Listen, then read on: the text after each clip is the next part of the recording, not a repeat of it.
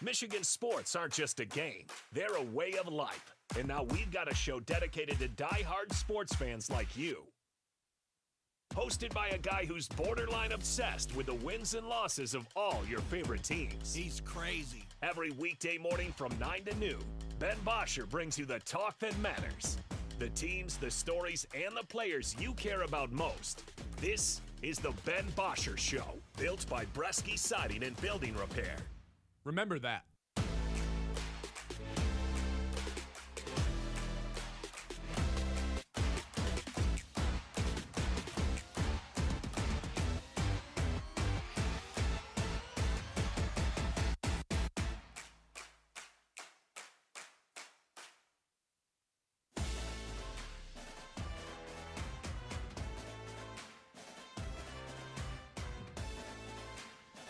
Hello, everybody. Welcome into the Ben Bosscher Show, live here on 100.9 The Minute. We're still not on the radio. This one's YouTube and Facebook audience only today because that new studio is being built behind us. One more week in here, and then to recap the Super Bowl, we will be back in the Blazy Electric studio. Completely new look, new renovations. I can't wait, but you know what I also can't wait for? To talk about this Michigan State game, this Michigan game that happened over the weekend. Kyle out today. John Vicari stepping in the producer role. Look, there's a lot I want to talk about with this game. Michigan versus Michigan State. I think I'll start here, John. By the time the game rolled around, and it was like 7 o'clock, I was fully ready to admit this is the biggest, most anticipated game the rivalry has ever seen. Between Dusty May, Tom Izzo, we have that now iconic photo of Dusty May walking out into the Breslin Center.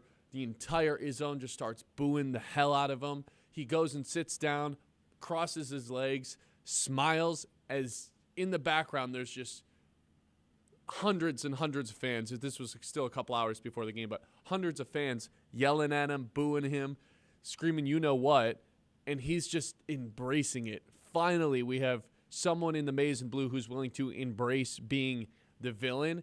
And you knew right from the time that video went out on social media and kind of blew up and the pictures had been taken, you knew immediately that this was going to be a fantastic environment, a fantastic game. I think before it even started, I was ready to admit this is the peak of the Michigan State rivalry, the most anticipated game ever, even beyond the 2019 games that Michigan State won all three that year, including the Big Ten championship. Look, maybe we can put that game aside, but in terms of the regular season, I don't think it got any better than what we had in front of our eyes on Saturday or on Friday night at 8 p.m. That's where I want to start. Just the anticipation for this matchup was incredible. No, I mean, we talked about it in terms of on Friday's show. I mean, it's so hype, Ben, that I came in as Gus Johnson in terms of getting everything. You were here on Friday? Oh, that's a good point. I wasn't here Friday. It was Gus. But, yeah, no, I mean, you talked about it, too, and you did a great job. We were talking off air in terms of filling in for the huge show. Like, there was just a lot of anticipation. Like, I planned my day, and, you know, I'm obviously from New York originally. I planned my day being ready to be at my television at 8 o'clock to get the open, to get everything like that because of just how big of a deal it was. And in the grand scheme, right, obviously it does put Michigan to the top of the Big Ten standings, but there's still a lot of action to go. There's still a couple teams that could win the Big Ten. It wasn't like the regular season championship was decided, but it had that feeling. It had the revenge piece of it, too, with Michigan and then the way that they lost the last two matchups in terms of in the regular season last year, all that culminating to what was really an excellent game too. Like, you know, obviously Michigan State fans wanted it closer, and I guess if you ask Michigan State fans, and we did on our social media platforms about you know, the referees or what have you. But come on. Well, I don't want to hear about the officials. that was the reaction, but I'm just letting you know. But in terms of how the game went, how it was structured, it was just entertaining throughout. But I mean that hype like you said, I mean, it's definitely, I would say, top 3 all time between these two. You could talk about games that were towards the end of the season maybe having more meaning, having more value, but it got its own day, Friday night. It wasn't sharing a day with all the other Saturday matchups in college basketball. It was on Fox. It was in prime time, and it was a big-time deal because it was a big-time game. Yeah, they didn't want to compete with the Rumble. Isn't that right? Yeah, no, that's they were like, let's put this game on Friday. That way we're not going toe-to-toe with the Rumble. We get as many eyes on this as possible. No, of course. I guess from the Michigan State standpoint, definitely got exposed a little bit on both ends, and that's maybe the more concerning part. Like, you figured, they're going to struggle to score a little bit, but the defense can hold up. They really didn't in the first half. Obviously, they get hot. The defense did at the beginning of the second half, and then Michigan found their way again. And then in terms of the offense for Michigan State, I mean, outside of Jeremy Fears just doing the Jeremy Fears herky-jerky stuff, getting to the line, getting hot for a little bit at the beginning of the second half, not a whole lot going on for the Michigan State offense. Let's put a pin on that because I think Tom Izzo made a pretty big mistake in this game, and I'll explain that what that is momentarily. Biggest swing factor for me in terms of Michigan, and I don't really think anybody played a particularly bad game on either end, just high-level basketball across the board, one team just kind of doing it maybe a notch higher than the other. But for Michigan, look, when the new rankings come out today, I assume they're going to be number 2, only behind Arizona. I assume they'll pass UConn. I'll just gladly take the team with 2 top 5 wins, 5 top 25 wins this season as my number 1 team in the nation because we saw them on full display against what was the number 1 defense in the entire country, Michigan State, just kind of getting whatever basket they wanted at the beginning of this game.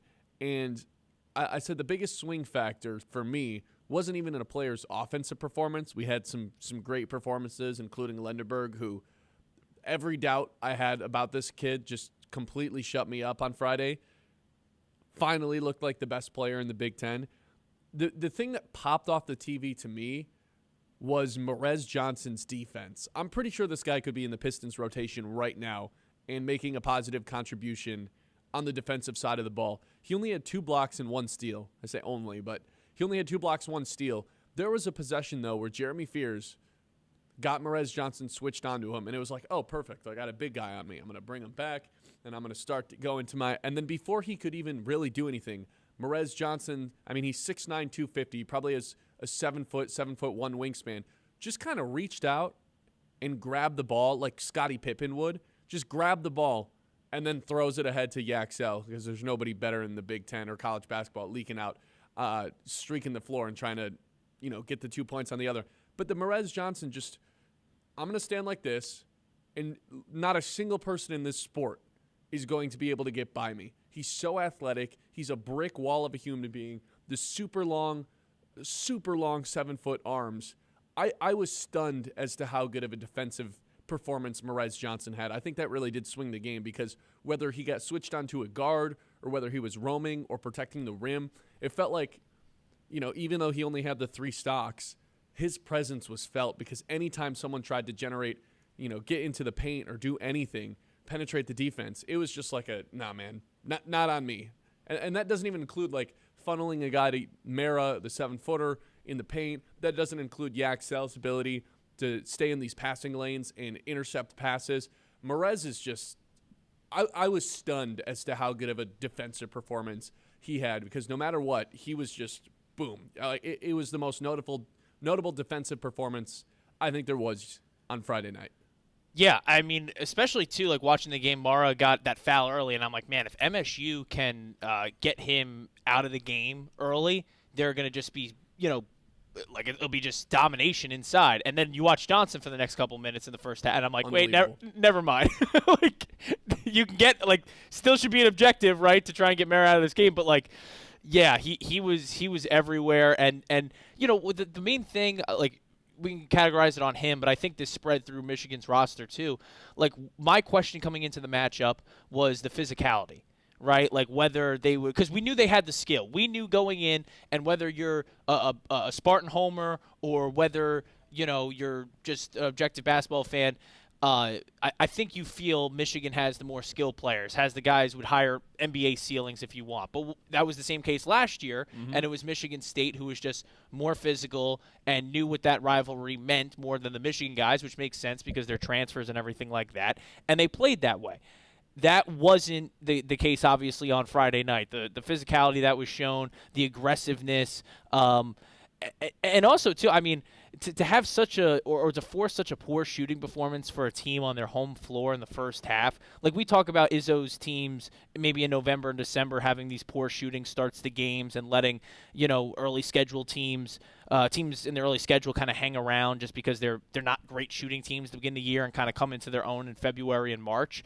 But, at that point with Michigan State going into that game, we had seen Michigan State teams start and just, put pedal to the metal against conference opponents, not even, teams that were non-conference cupcakes or whatever. They reverted back to a team that was like getting their feet wet in November just based on that shooting start because there was just no lanes. Like it was 5 guys around the perimeter. No one could get inside. No one could get a good look, and settling for shots the whole game. Yeah, and a lot of jump shots settled for in the first half for Michigan State. A lot. It was crazy, and you're thinking like you got to get something in low, and just couldn't happen. And then once Michigan started forcing turnovers, transition, and then it was an uphill climb for Michigan State the rest of the way. Even with that really strong start to the second half where I felt the adjustments were made, Michigan kind of hit that different mode. Like if they put it into, not putting it into neutral, but they put it into like, turbo after they were already accelerating past that second half point and just continue to pour it on. And, that 12-point win I think was indicative of how the game played out through the 40 minutes. Well, Carr had the dunk right before halftime, and I looked at I was watching it at Buffalo Wild Wings in Grand Rapids, and I looked at the guy I was watching it with, and I was like, that's the worst time for a Carr dunk. Like, you need the momentum to keep going. And then Michigan State, right out of the half, like, continued that momentum. And it was like, okay, like, they have officially arrived. And then it didn't take long for Michigan to just kind of settle back into things. That's why I felt so comfortable with Michigan's lead. It was like, Michigan State hasn't really shown the ability to slow them down on defense or score points. So it's like, all right, are they really going to be able to flip both of those scripts in the second half? They did for a little bit, but not long enough. So Michigan State, 22 for 60 in that game shooting, grabbed 5 more offensive rebounds than Michigan. That was always going to be the recipe for Michigan State. We knew their half-court offense wouldn't be spectacular, but could they get transition points? And could they get offensive rebounds and second chance points? They grabbed 5 more offensive rebounds than Michigan. Michigan had 8 more second chance points. They couldn't score. They could not score in the half court. It was just that was the case throughout. And like you said, you want a team out and running if you're Michigan State, and they just couldn't get to that mode because of lack of turnovers for Michigan and then lack of settling for shots-wise. The transition takes were all U of M. And then, of course, I know I hinted at this earlier. I'm so sorry, Yaxel Lindenberg, for ever doubting. Did you doubt him, though? I don't remember these games. I thought Fears was going to be able to go toe-to-toe, and Yaxel hadn't really shown the alpha, this is my game, get out of the way type of mentality. He showed all of it on Friday. He for the first time this season, looked like the best player in the Big Ten. Yeah. Simple as that. Mm-hmm. We hadn't seen that version of Yaxel the entire season, so maybe I don't have that much to say sorry for as the lights go out. But, yeah, that was I will say this. Yaxel Lindenberg does dribble the ball a little too much. He catches it and just starts dribbling. But when he gets downhill, he's just more athletic than everybody. He's got a consistent enough three-point shot for people to come out and, have to close out on him out there. He was unbelievable in that game, and, finally looked like the best player in the Big Ten. 989-837-6125. This is the Ben Bosscher Show live here on 100.9 The Mitts, live on YouTube, live on Facebook. Please go ahead and hit that like and subscribe button if you haven't already. We're here until noon, 9 to noon every single day, talking Michigan, Michigan State, Lions, Tigers, Pistons, Red Wings, and a whole lot more. We'll get to some Detroit Pistons because, man, they had biggest win in franchise history last night, 52-point blowout over the Nets, and the trade deadline's just a couple of days away. We finally settled in on what we want to happen at the deadline the most after throwing out a ton of options over the last week or so. We're finally settling in. Want to talk about Jalen Duren becoming an all-star as well because I think that's significant because if you would have asked us 3 years ago who would have been Cade's Robin. I'm not really sure how many of us would have said Jalen Duren, considering who else was on the team. And one of the other guys we might have said probably shouldn't be on the team 5 days from now. This and a whole lot more. I want to talk about the big mistake that Tom Izzo made in the second half when we come back. This is the Ben Bosscher Show, live here on 100.9. The 9 o'clock hour, as always, is brought to you by our friends over at Iron Stack Technology. We talk about the game plan all the time on this show. Obviously, Tom Izzo didn't have that great of a game plan on Saturday or on Friday. But you know who does? Iron Stack Technologies. They help businesses stay secure, efficient, and ready for what's next so you can focus on the mission ahead instead of your technology. Iron Stack Technologies, solution-driven, mission-focused. You can check them out at ironstacktechnology.com.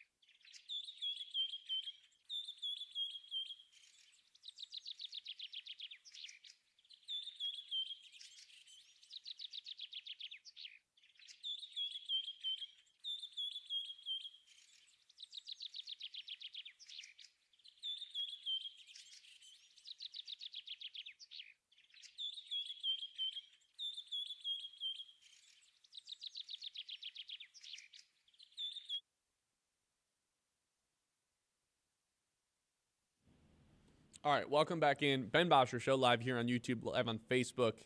I feel like an old man, John. I hurt my back over the weekend, and somehow every time I move around, it feels like lower back, I'm guessing? Lower, middle back. I feel like, I don't know. Squatting? I feel like every time I sit up a little bit, I'm on the verge of passing out or something. Not good. How'd you do it, though? Squatting or what? Because that's I'm such always an active guy these days. I don't even know. Oh I don't even know when I heard it. He's doing so much. What, at Buffalo Wild Wings on Friday, reaching for a wing? Oh, my back! Wing number 18. It was like, oh. Yeah, what a shocker. Wing number 18 was probably sometime in the second half. Wing number 18? Friday night, man. Well, they're boneless, so it doesn't really count when we're talking numbers. As you call them, the chicken nuggets. Yeah, I mean that's the difference. Sometime in the second half, we have Michigan State putting together this run, and then it just stops cold turkey basically because offense couldn't really score. I know you know this because we posted it on Facebook, so You can just jump in and say what it is if you remember it specifically. Let's see. Cohen Carr, plus minus on the day. Oh. The lowest of any Michigan State player. You remember what it is? Yeah, because Dad's favorite number, minus 16. My favorite number. Really? I didn't know that. I thought that's what you said. No, I said my dad's. I didn't know it was your favorite number. Oh, no, it's not my favorite number at all. Mine would be 2 for Cade Cunningham. Oh. What? So why? Yeah, minus 16 for Cohen Carr. It felt so apparent yesterday or on Friday, I keep saying yesterday because I think we're talking about a Lions game. It felt so apparent that him being out there, at least in the half court, was hurting Michigan State, and Izzo refused to adjust it. Like, there's been so much stock put into Cohen Carr, and like the fact that he came back to Michigan State this season after like people were blowing smoke that he could have gone to the NBA and been a second-round pick and been a flyer, or transfer and go get money elsewhere because someone's willing to play one of the most exciting players in college basketball. And it feels like Michigan State has committed so much to Cohen Carr that now that he's in this big-time role, they really needed him to take a leap this season from sophomore year to junior year, the same way he took a leap from from freshman year where he was basically unplayable to sophomore year last year where he got a lot better. He could put the ball on the ground. He could make some passes. Nothing stellar, but he was at least playable. He was more than just a dunker. He is the same player he was last year, and that has been the biggest reason, I think, maybe the biggest reason Michigan State still has a sluggish offense in the half court, still struggles to get good looks off, still the reason that there's such a lack of spacing, because when him and Cooper and Fears, really, who doesn't really want to take threes, when those three are out there together, which you'll live with your big not being able to shoot threes, I guess Fears is – I mean, you'd like your point guard to take a little bit more threes, but with how much he's initiating and getting guys open looks, you live with that too. To have a third guy out there that's not really going to ever attempt threes, and when he does, it's like the defense is celebrating. That to me is where the Michigan State ceiling comes into play, because we've talked about this a lot. Michigan State always going to have a high floor. Ceiling always feels like it exists too because of just the lack of superstars that they have on this team. You look at Michigan. How many guys on that Michigan roster are going to be playing in the NBA one day? 4? 3? Michigan State doesn't really have as many of those guys. Maybe it's Fears, but Carr, I mean, I think it just comes down to this. Carr did not take the leap that we needed him to do this season if you're a Michigan State fan, and you could feel that on Friday against the Wolverines when he comes in, and it's just like, man, we're just done scoring for a little bit. And the fact that Michigan State and Tom Izzo specifically didn't recognize that earlier in the game, I thought was one of the biggest reasons they ended up blowing the lead after they took it, which the fact that they even took a lead in the second half to begin with was nearly a miracle. They lost it because Carr checked back into the game. Mm-hmm. Well, the only place I push back is what should he have done?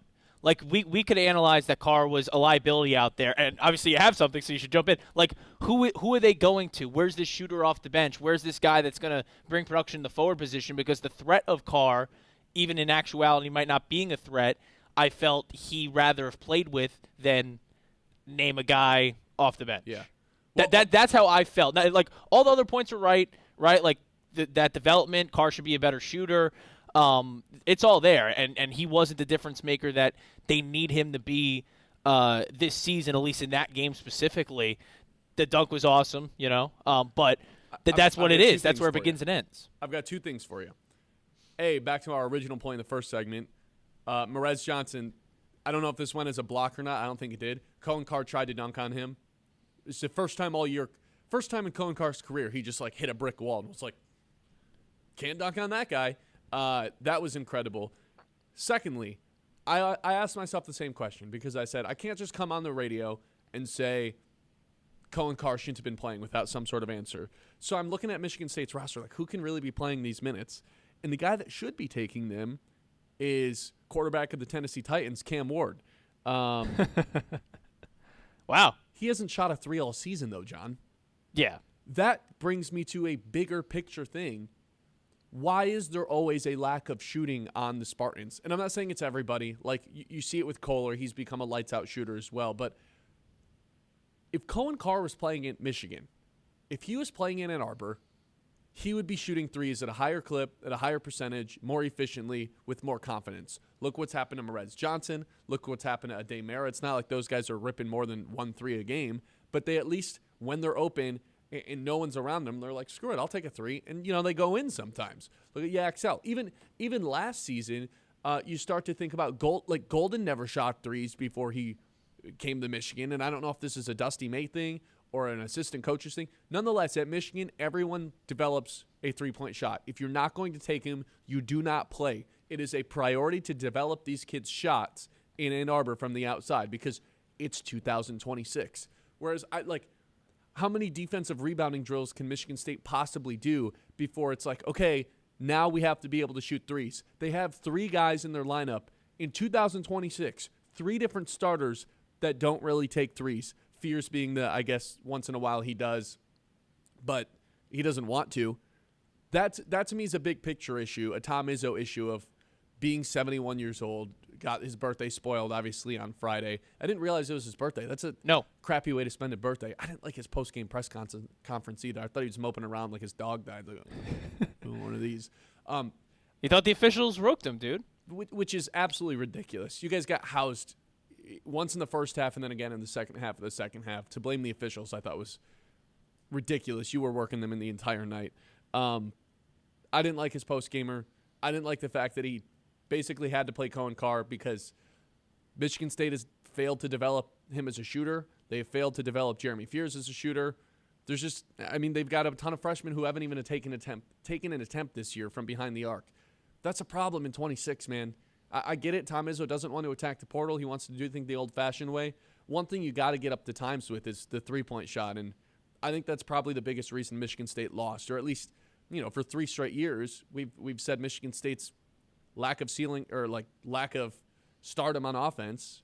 It's because nobody shoots threes. They don't have one efficient three-point shooter on their team, and they haven't for years. Yeah, it's the lower ceiling too. I mean, not to simplify the game. There's minds that like yours that know more than I do in terms of hoops, but you need shooting to make a March Madness run.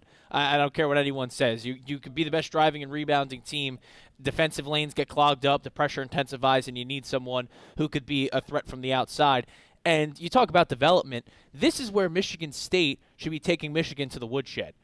We're not winning the transfer portal because – and not that they don't do it, but obviously Michigan builds its roster completely off the portal, Michigan State. But you said it, when you were filling in for the Huge Show, Graham Couch had him on, development, and these guys are playing together for a couple of years. So that's your strong suit. Your strong suit should be you turn in a guy, and not to say that, I can't talk to Cohen Carr in high school. I don't follow it to that extent. But a guy who I think we could say wasn't a three-point specialist or wasn't a great shooter in high school, you amplify the weakness of his game and make it a strength. That's the next step that you take in college. And whether it's Izzo, whether it's the many assistants he hires, he's been around the block, obviously.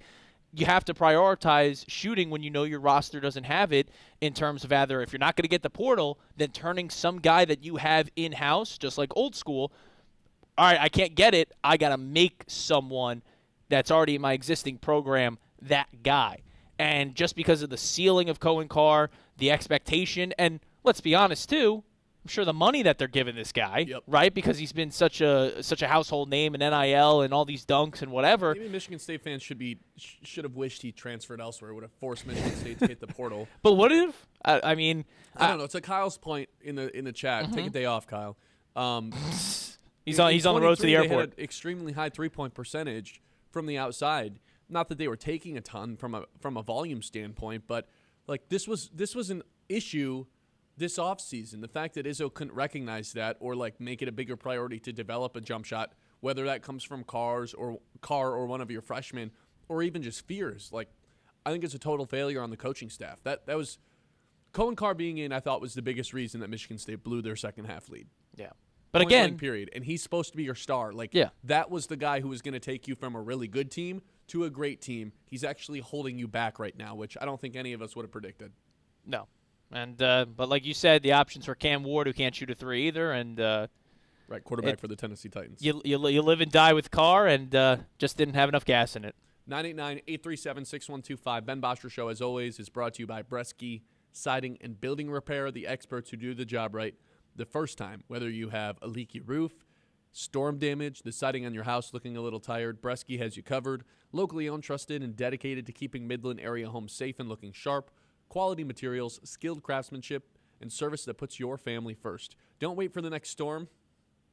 Kind of feels like we're in the middle of another one of those right now. Call Bresky Siding and Building Repair today and keep your home strong for years to come.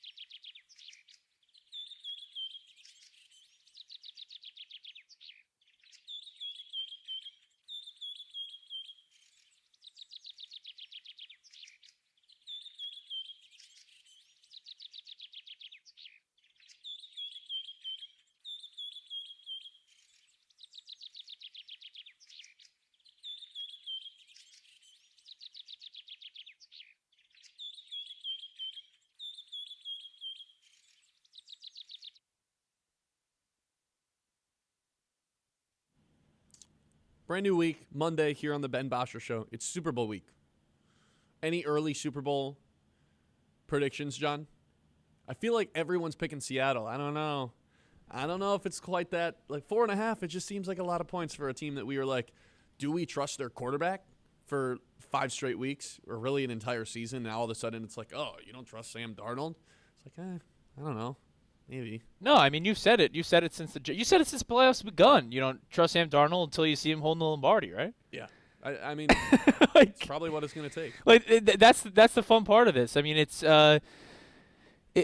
tough on the other end because you trust Drake May because of the body of work he's given you in an MVP-like season, but he's never been there, done that either. Like what's going on with that shoulder now? I don't know, dude. Serious? Is it nothing?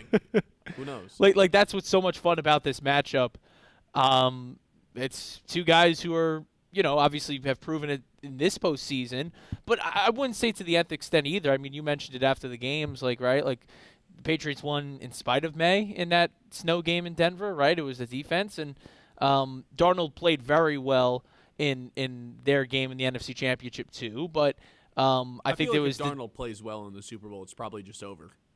You think so? Their defense That's the is determining so factor. Darnold just has to be good. Yeah, I mean, if they play good, their defense is good enough to, I think, keep them in it. So yeah, we'll see what ends up happening. So the key on Monday here is Darnold disaster class or master class is the difference. Not even master class, just good. Just good. Yeah. If he plays no turnover football, I have a hard time envisioning Seattle losing.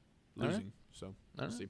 I have more Super Bowl thoughts in a little bit. I want to go over some of the earliest Super Bowl memories we have because I have some good ones just from I don't really remember anything from the game, but I remember where I was. Sure. I'm looking forward to that segment too.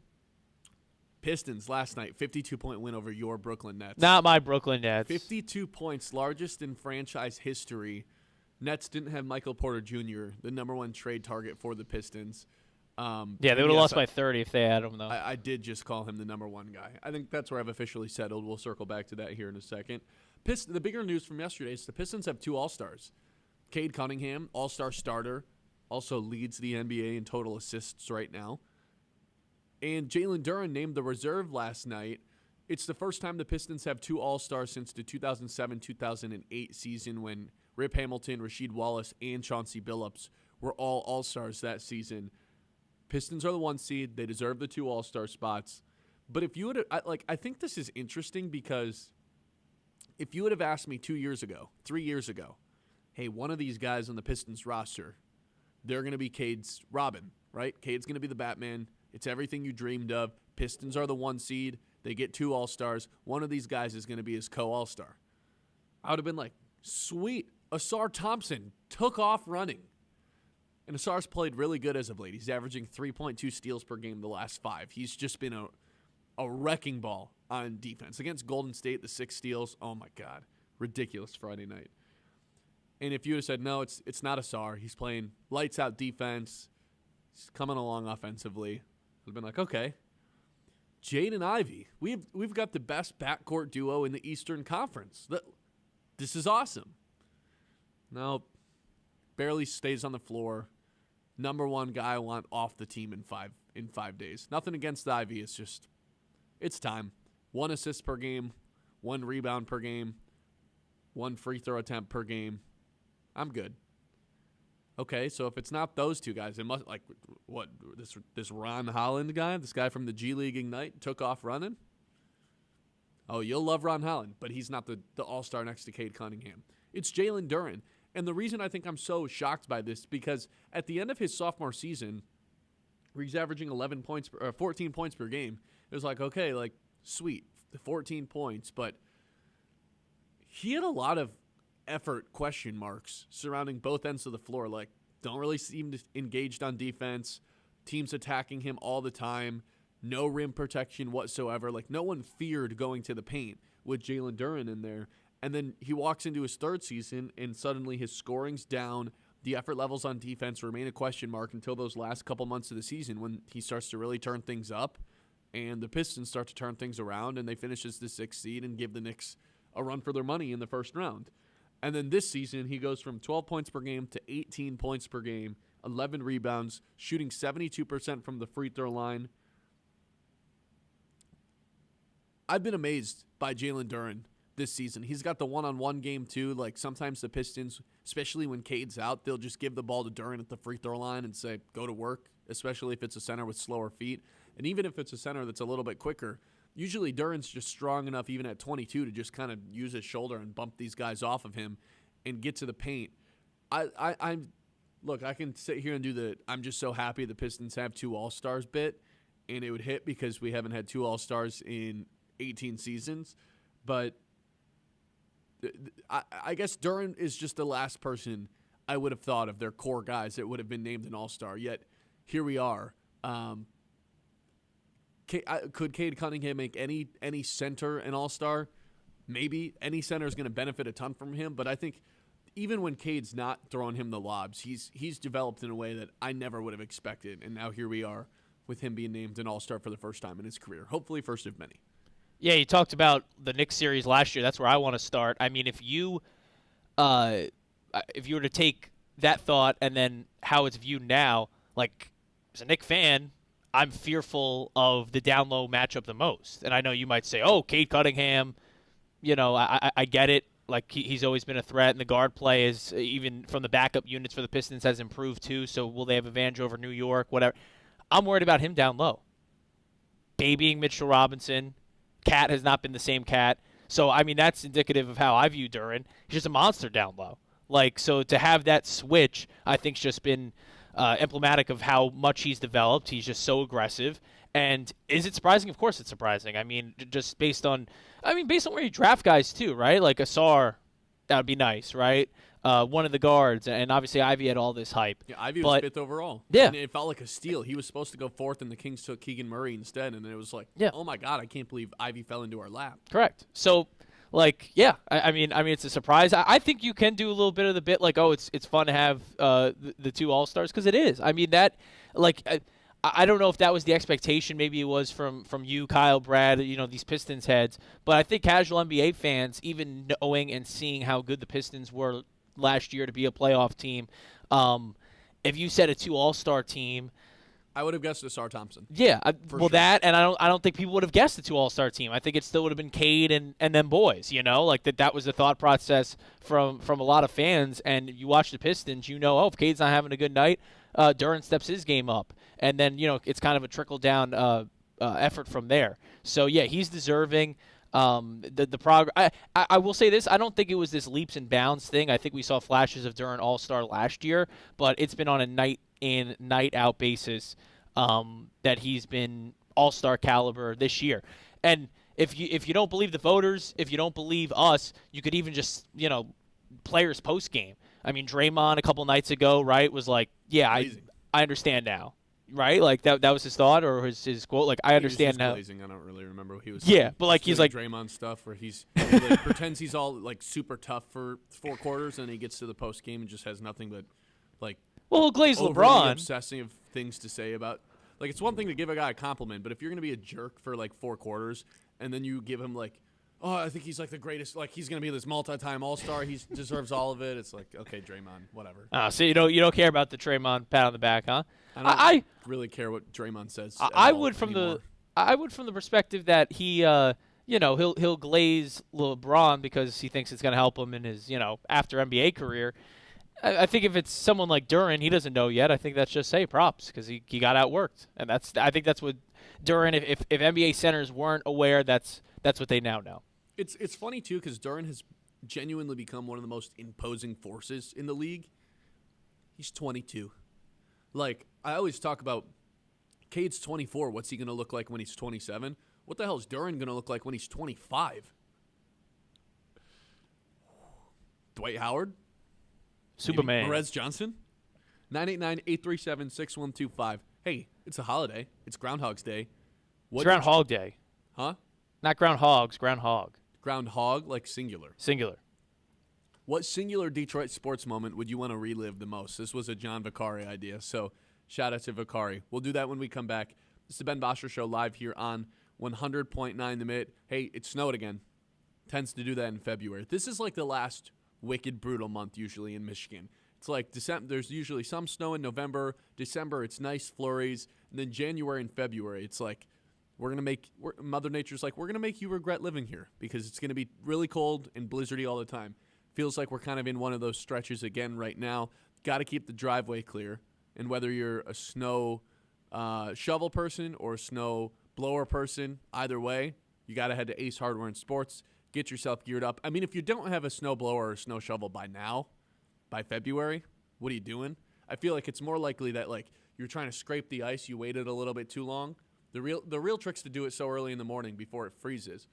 But maybe you go into the ice and you broke your shovel. It's like, well, now this shovel's not really effective anymore. Ace Hardware and Sports, boom, they'll get you hooked up for a good price with a new shovel. On your way checking out, grab some free popcorn, grab a donut as well. Your perfect shop for keeping your home up to date, keeping your lawn up to date as well. Ace Hardware and Sports, downtown Midland, right on East Main Street, where local service meets big-time savings, supporting your yard and your community all in one stop.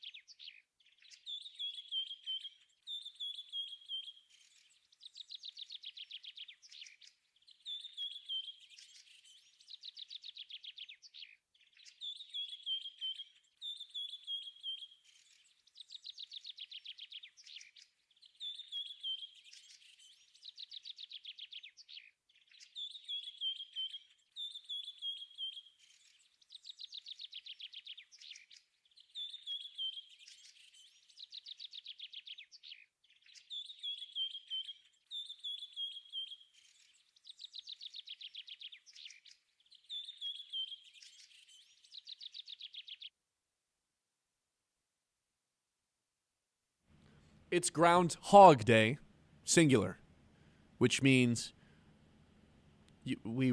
I'm unclear as to what it's the movie, right? The movie is that you live Groundhog's Day over and over and over again. Yes. That's why we're doing this. Yes. So my thought, because it's Groundhog Day, was that the Bill Murray movie, which I'm probably gonna watch tonight. I'll admit I've never seen the movie. I just know it from like pop culture references. Like my Groundhog Day celebration is seeing if Punxsutawney Phil says 6 more weeks of winter. And guess what, folks? If you couldn't tell by the weather outside and the weather across the country, of course we're getting 6 more weeks of winter. We're probably getting 12 more weeks of winter. But the movie is him repeating the same day over and over and over again. And it's not fun. But there's a better version of this movie that came out within the last 10 years, like Edge of Tomorrow. I think it's Edge of Tomorrow. Yeah, something like Tom Cruise maybe. I don't remember. Anyway, I'm sorry. Edge of Tomorrow, 2014 film. Yeah. live, die, repeat. I guess that looks pretty sick.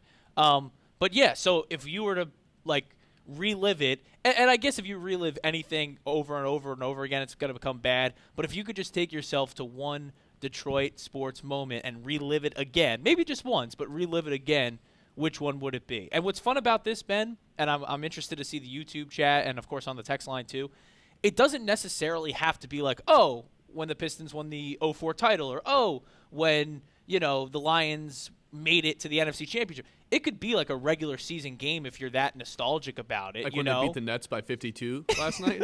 Like if that meant, like if you were in the building and maybe that was your first Pistons game, or whatever, like if that meant so much to you, then yeah, you're going to want to relive it. Like it doesn't have to be like, oh, a title, or oh, it could be even like, hey, we got a guy in a trade. Like Luka Doncic trade was yesterday, right? We were reliving that when we were talking about it on Saturday, like being in that moment when that news broke. I'll never forget where I was when Blake Griffin got traded. I was happy. I'm like the only person in the world that was just thrilled about it because I was a child, and I was like, oh, my God, Blake Griffin's coming to the Pistons. I have 3 answers for you. Yeah. I think we're probably only going to get to one here in this segment, though. So I'll save the other 2 for later on in the show. But the answer is just undoubtedly for me, Lions-Rams 2024 wild card matchup. It had been 33 years since the Lions had won a playoff game. There was 66,000 people in attendance, probably another 60,000 just in surrounding bars. That's where I was, downtown Detroit. It was 3 degrees by the time the game was done, and it felt like every bit of it, but it did not matter. When the Lions were able to pull out a win, I sprinted out of the restaurant I was at, and it was just a free-for-all in the streets. Like, you could not drive on them. People were flooding. People were hugging. People were high-fiving, crying tears of joy because something that had never happened in my entire life, the Lions had won a playoff game, something I was told from the time I was a baby that would just we would never see it. It was never going to happen. It was against Matt Stafford.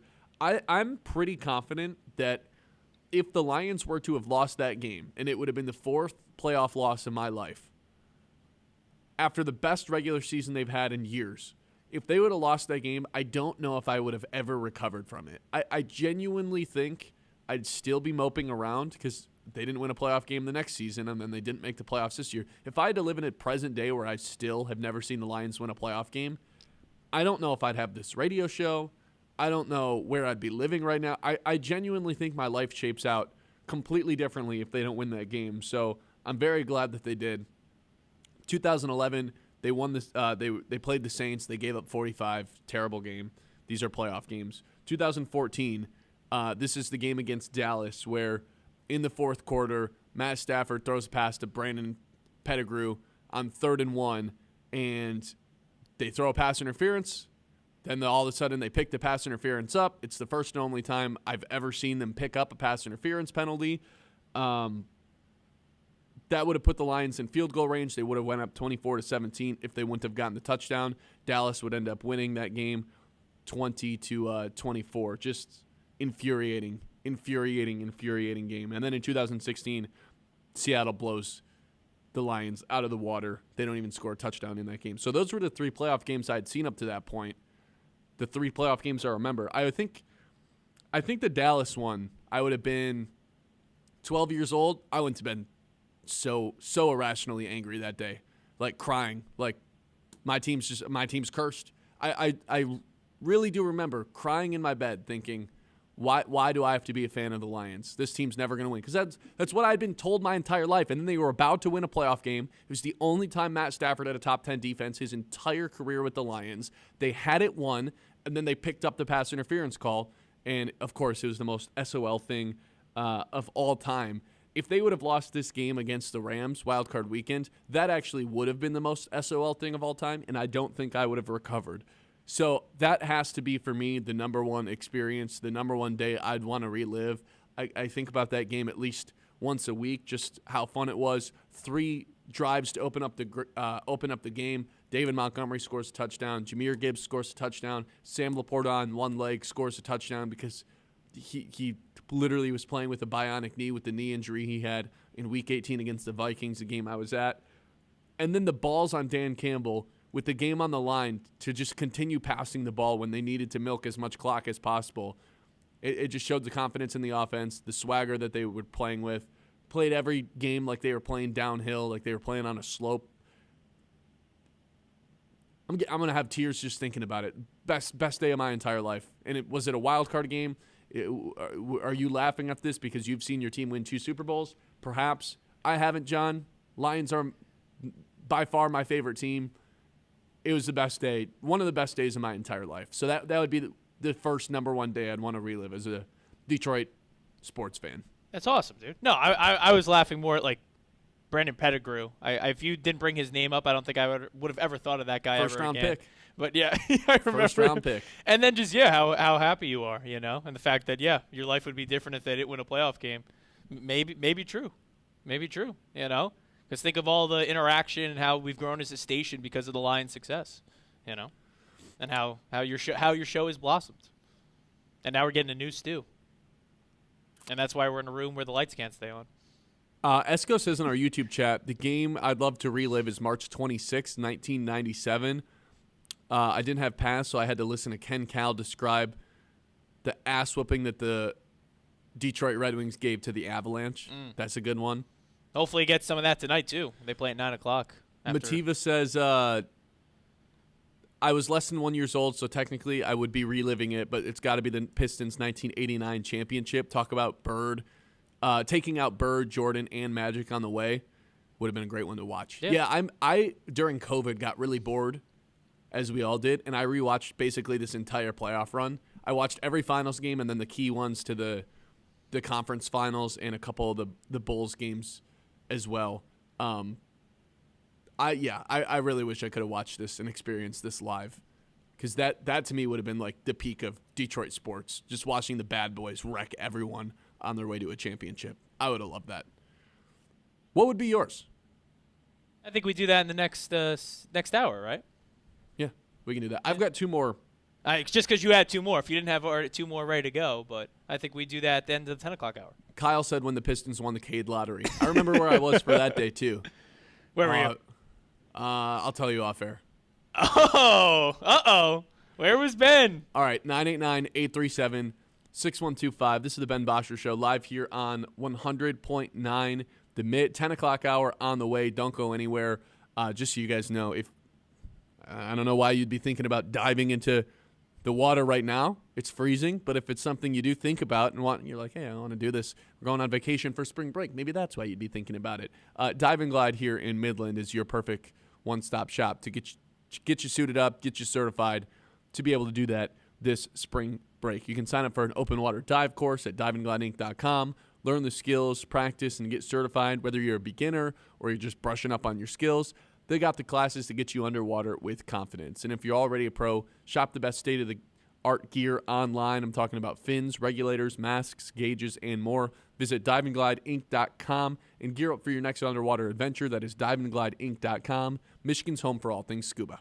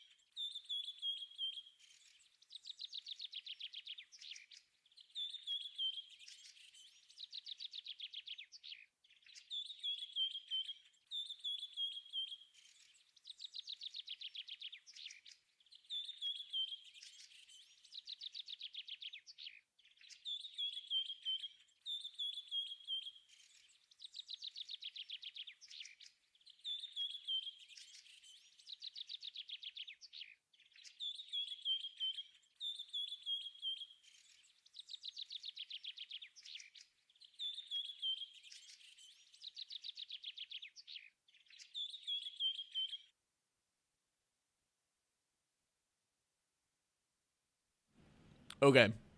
10 o'clock hour. Here we are, presented by Corning. Look, we talked about Jalen Duren becoming an all-star. Second all-star the Pistons have had this season. They're the 1 seed right now. They're the 1 seed, and we're getting to the point where it's like, okay, it's kind of the Pistons and everybody else. That's how big of a lead they have in the Eastern Conference standings. It's becoming a not so much a race anymore, but maybe a race for second. That's a lot of pressure being put on this Detroit Pistons team. And now it feels like anything but a finals would be disappointing.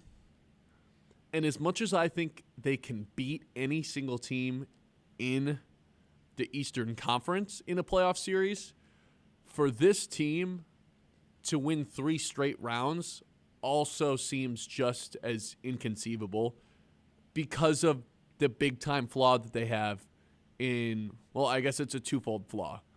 The lack of three-point shooting. They rank 27th in threes made per game. So if another team just gets hot from the outside, it's just probably going to lose that game.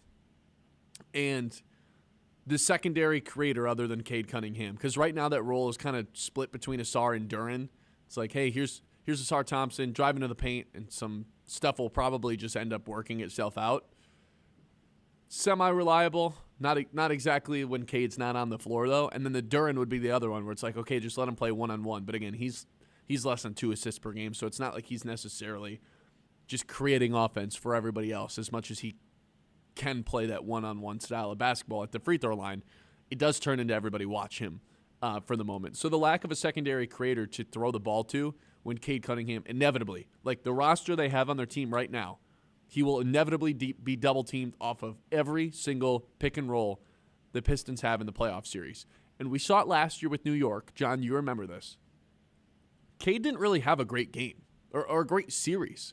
He wasn't a superstar in those games because of how many different options the Knicks had to throw at him and how physical they were with him and how many double teams he saw. Whether it was OG Anunoby or Mikal Bridges or Josh Hart, they had options to throw at him, and they were not afraid to even throw Cat at him on a double team, and all of a sudden it's just a ton of length surrounding Cade Cunningham, and he's forced to give it up and let the offense play 4-on-3, because if you've got 2 guys on Cade and he gives it up, boom, you should have a 4-on-3 advantage right away.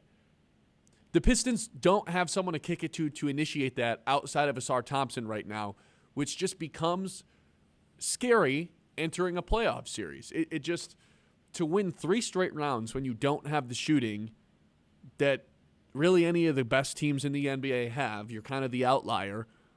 You've got the defense, but again, you don't have the shooting and you don't have a secondary creator to throw the ball to. There's just such a glaring hole. There's such a flaw with this team. And I'm not saying don't believe in them, because again, I think they can beat anybody in the East. But the East is so wide open this year that even a team 1-8 matchup against Orlando, that's a team with playoff experience. They're down to get physical as well. And Paolo has showed up every single year in the playoffs. A team like the Knicks, as much as I think the Pistons would love to get a series with the Knicks to get a little bit of revenge on them, again, it's just a lot of different options that they can throw at Cade Cunningham. They have to do something here at the deadline. To not do anything, I think, would be basically malpractice, because there's one glaring hole on this team. And they had the same hole last year, and guess what they did? They went and got Dennis Schroeder, who just got traded again a couple days ago. They need to go find a better version of that. I'm not saying you got to go get Giannis. That's not what I'm saying. Michael Porter Jr., I think, is the extreme. That's probably still my number 1 guy. Ultimately, I would love for them to give up Tobias Harris and Jaden Ivey and 2 first-round picks to go get Michael Porter Jr. That's probably just the price at this point. Do it, because it's just exactly what the Pistons need, for them to do nothing and just, okay, here's the best analogy I have. 2023, what do the Lions do at the trade deadline? They bring in Donovan Peoples-Jones. What could they have done? They could have brought in Montez Sweat. I, from the bottom of my heart, believe that the Lions would have won the NFC Championship if they had Montez Sweat to pair with Aiden Hutchinson to get after Brock Purdy a little bit more in the second half. I really believe it. So the Pistons are ahead of everyone right now. If they do nothing, are they going to let this one glaring weakness come back and bite them in the butt? Probably. They have to address it. I think they do that with Michael Porter Jr.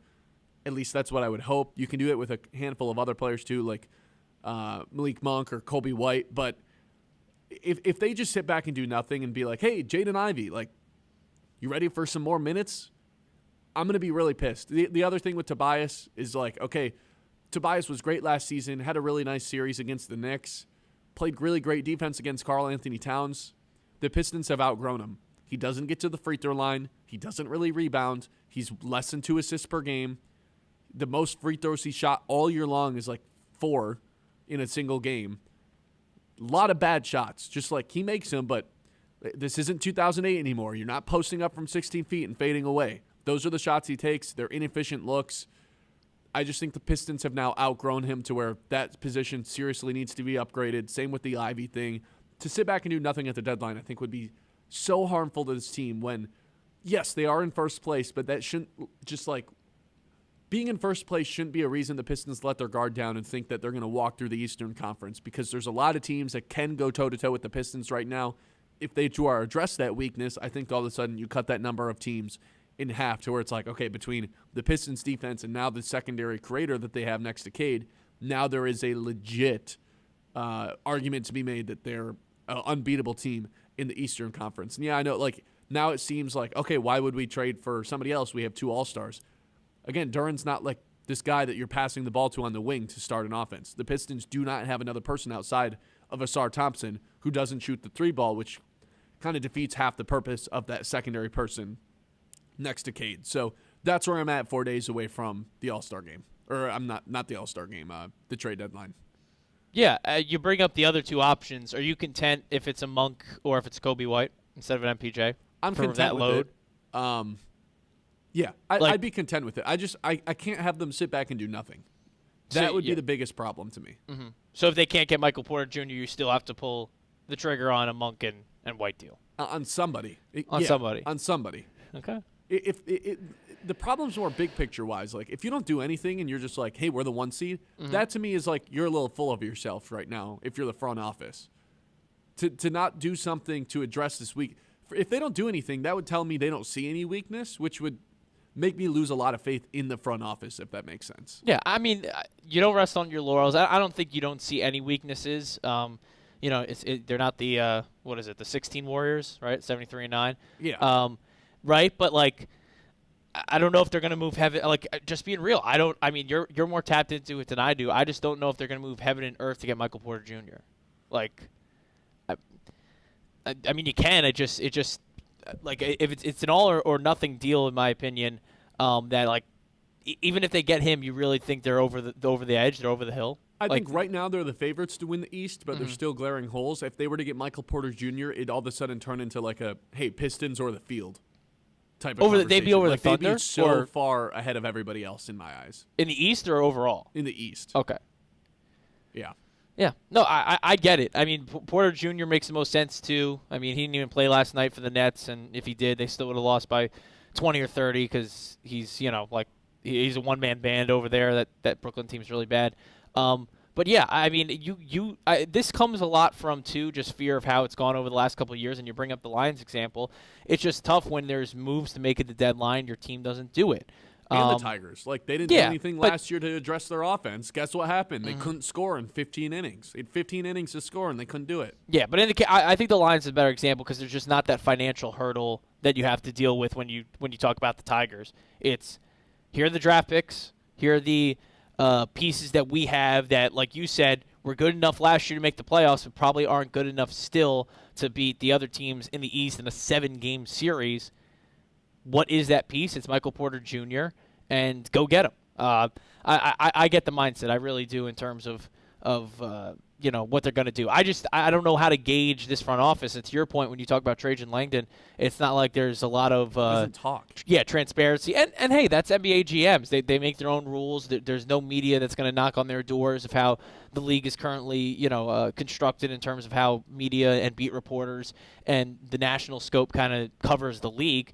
So you're kind of left in the dark. You're hoping it's Michael Porter Jr., and if you're sold on him being the move that puts you over the edge, over the top, then you got to make it if it's out there, especially because, again, last year wasn't enough, and just because your record is what it is at this point this year doesn't mean, again, you rest on your laurels.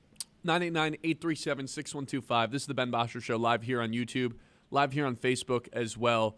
We're going to keep things rolling. We got more Michigan State to get to because what a game they had on Friday night. I think Michigan State made a couple of huge mistakes, and Michigan obviously proved that they're the best team in the country.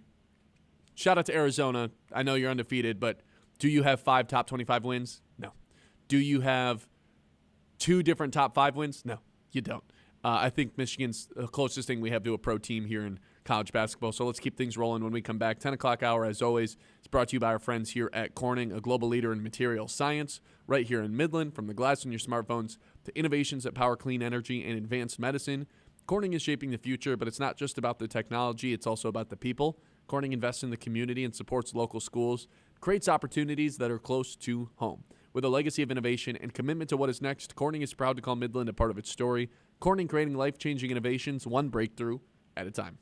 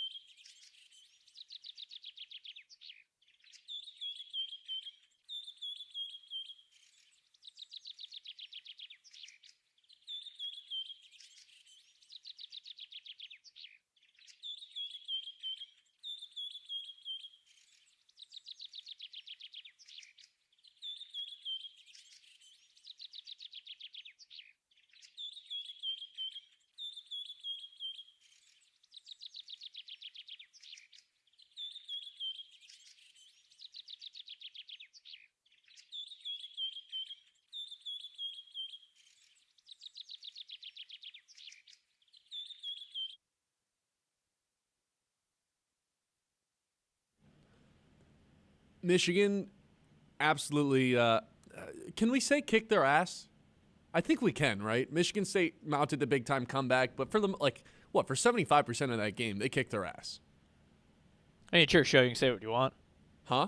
It's your show. You can say what you want. Yeah, I think I'll go as far as that. So now we're in a position where Michigan is, this is the most either Michigan or Michigan State has looked like a title contender in a long time. Like, there hasn't been a team with this sort of title aspirations. They were the 1 seed with Juwan Howard back in 2021. The Juwan era is always going to be funny with how poorly it ended. That's always going to be the way people remember. But they were a 1 seed his second year at Michigan, and went as far as going to the Elite Eight that season and losing to UCLA. That was a fun year. But like Dusty May, their 5 seed last year. Beeline in his last season had him as a 2 seed. Year before 3 seed. I don't think there's ever been a team with this sort of aspirations where it's like, okay, we know for a fact that this team is good enough to win the national championship. I don't think Michigan has ever uttered those words. Even the year they were the 1 seed and had all that talent, it's like this just feels a little bit different with what they have going on. It's the defense. It's impossible to score on these guys. Michigan State looked basically incompetent for the first half in how they were going to generate some buckets. It took Fears doing his Fears stuff for them to get going in the second half. Most teams, they have not been able to show signs of life of offense throughout most of the season. And then on offense, it's like, I guess I'm just out of things to say. The 3-point shot isn't falling once in a while. Like they had a cold January, but they were fine on Friday against Sparty. What would be the reason that this team doesn't win a national championship other than, hey, their threes weren't falling one day, because that can just kind of happen to anybody. I'm having a hard time thinking of them. That's how deep this team is, because I don't know. I think Ade Mara is a future NBA player. I think Yaxill's obviously a future NBA player. After Friday, I kind of think Morez Johnson's a future NBA player. And then even kick the can down the road, Trey McKinney's got the body to play in the NBA too. And the way he's playing right now, I guess I wouldn't be shocked even if he was a one and done. Probably should come back, develop a little bit more of a passing game. But there's just so much talent to where 3 years from now we could look back at this roster and be like, holy cow, look at all these guys that are dominating the league right now, similar to the way that a Fab Five group dominated college basketball and all had semi-successful NBA careers as well. Like that's kind of what I feel like we're staring down the barrel of for the Michigan basketball team right now. Yeah, I do want to note something, because you said it going into break in terms of the resume of who they're comparing with, because we're talking about this Michigan team. Now it's the Duke and Arizona comparison. Duke and Arizona both have 6 top 25 wins this year. What, in terms of resume, holds Michigan back is the quad 2 loss to Wisconsin. Arizona doesn't have a quad 1 or 2 loss, and then Duke has 1 quad 1 loss. But I really struggle to find a better win than what Michigan just came off of against MSU. It's your rival on the road. You're favored, right? But a lot of people, and all 3 of us on the show on Friday, felt it was going to be a Michigan State win. It was still a prove-it mode. So you have that. And just based on how the quad 1 wins look, there's a lot of domination in there for Michigan. Yeah, just wins. That's what I was just going to say. We can go through and do the resumes, and maybe they have more top 25 wins, Duke and Arizona. But have they looked as dominant as Michigan has in some of these games? Mm-hmm. No. That's the thing. And for Duke, they're still looking for that signature win. They play North Carolina Saturday, and that's probably where it's going to come in terms of okay, you're beating your rival. Arizona, I watched Arizona's win against UConn early in the season. That kind of put me on their radar that they were for real, because UConn at home was going to be a heavy favorite in that game, and maybe not heavy favorite, but they were a favorite in that game, and Arizona came in a true road game and beat them in a non-conference road game, which is a rarity. But yeah, I think it's just based on how dominant they've been in conference games, and then again coming off the win that they just had. They're locked for a 1 seed basically, unless things somehow go wrong out of nowhere, which there's been no indication of that from this Wolverines team. And then you could say in terms all right, how good they're going to be in pros. Let's just keep it at college. I mean, they're just kicking ass, like you said at the top of this segment, night in and night out. and getting teams' best efforts. That's been indicative really since mid-January. You look at that Nebraska game too, and clawed their way back in that. And then from Michigan State, clawed their way back in the beginning of the second half, and Michigan was able to go to a different mode that Michigan State was unable to and get the dub. So, yeah, I mean, you got to be feeling really good. I think if you were a Michigan fan, there was a little bit of just a wait and see because of the Michigan State game. Like, you saw how the regular season has played out. You saw how they were so dominant in that early season non-conference tournament out in Vegas. The name escapes me right now. But once you got into the – classic. Thank you. Once you got into the nitty-gritty of conference play, that was going to be where it's like, all right, let's see if they're for real.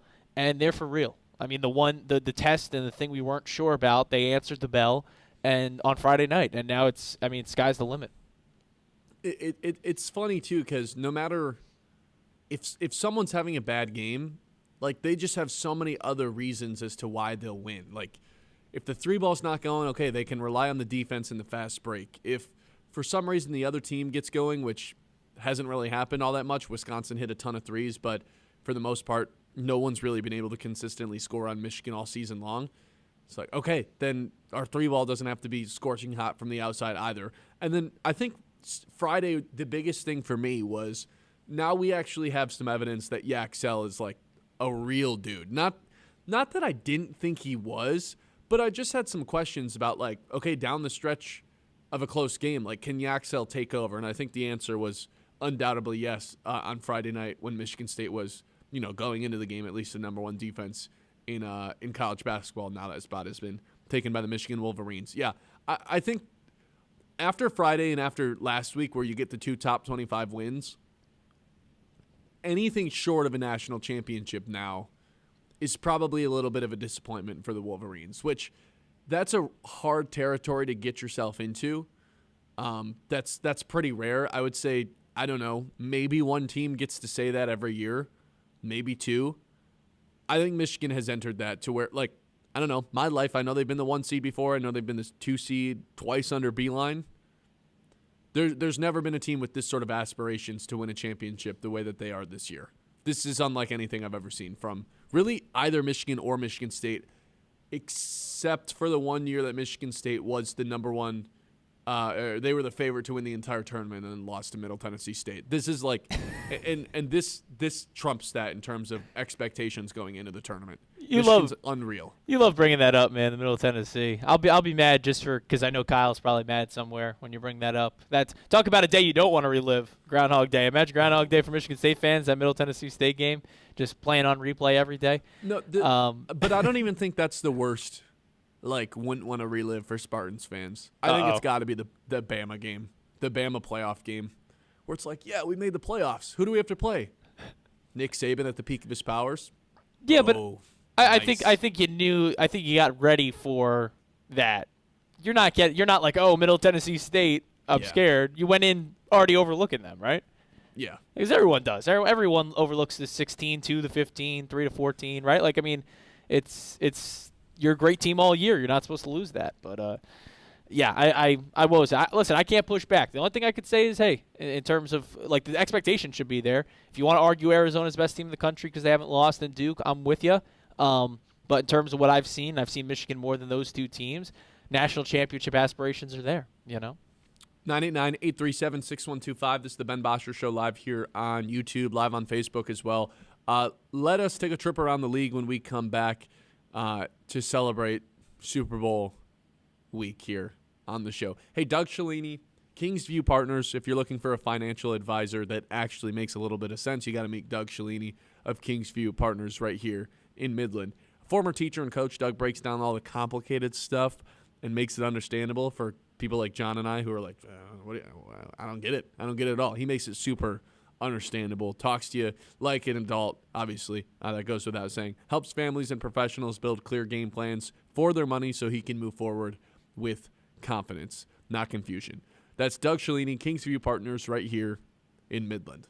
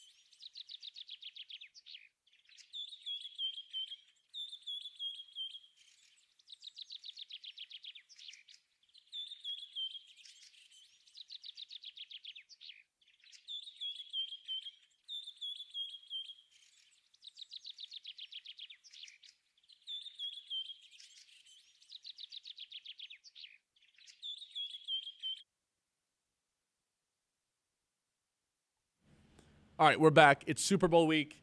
In order to celebrate, let's take a trip around the league.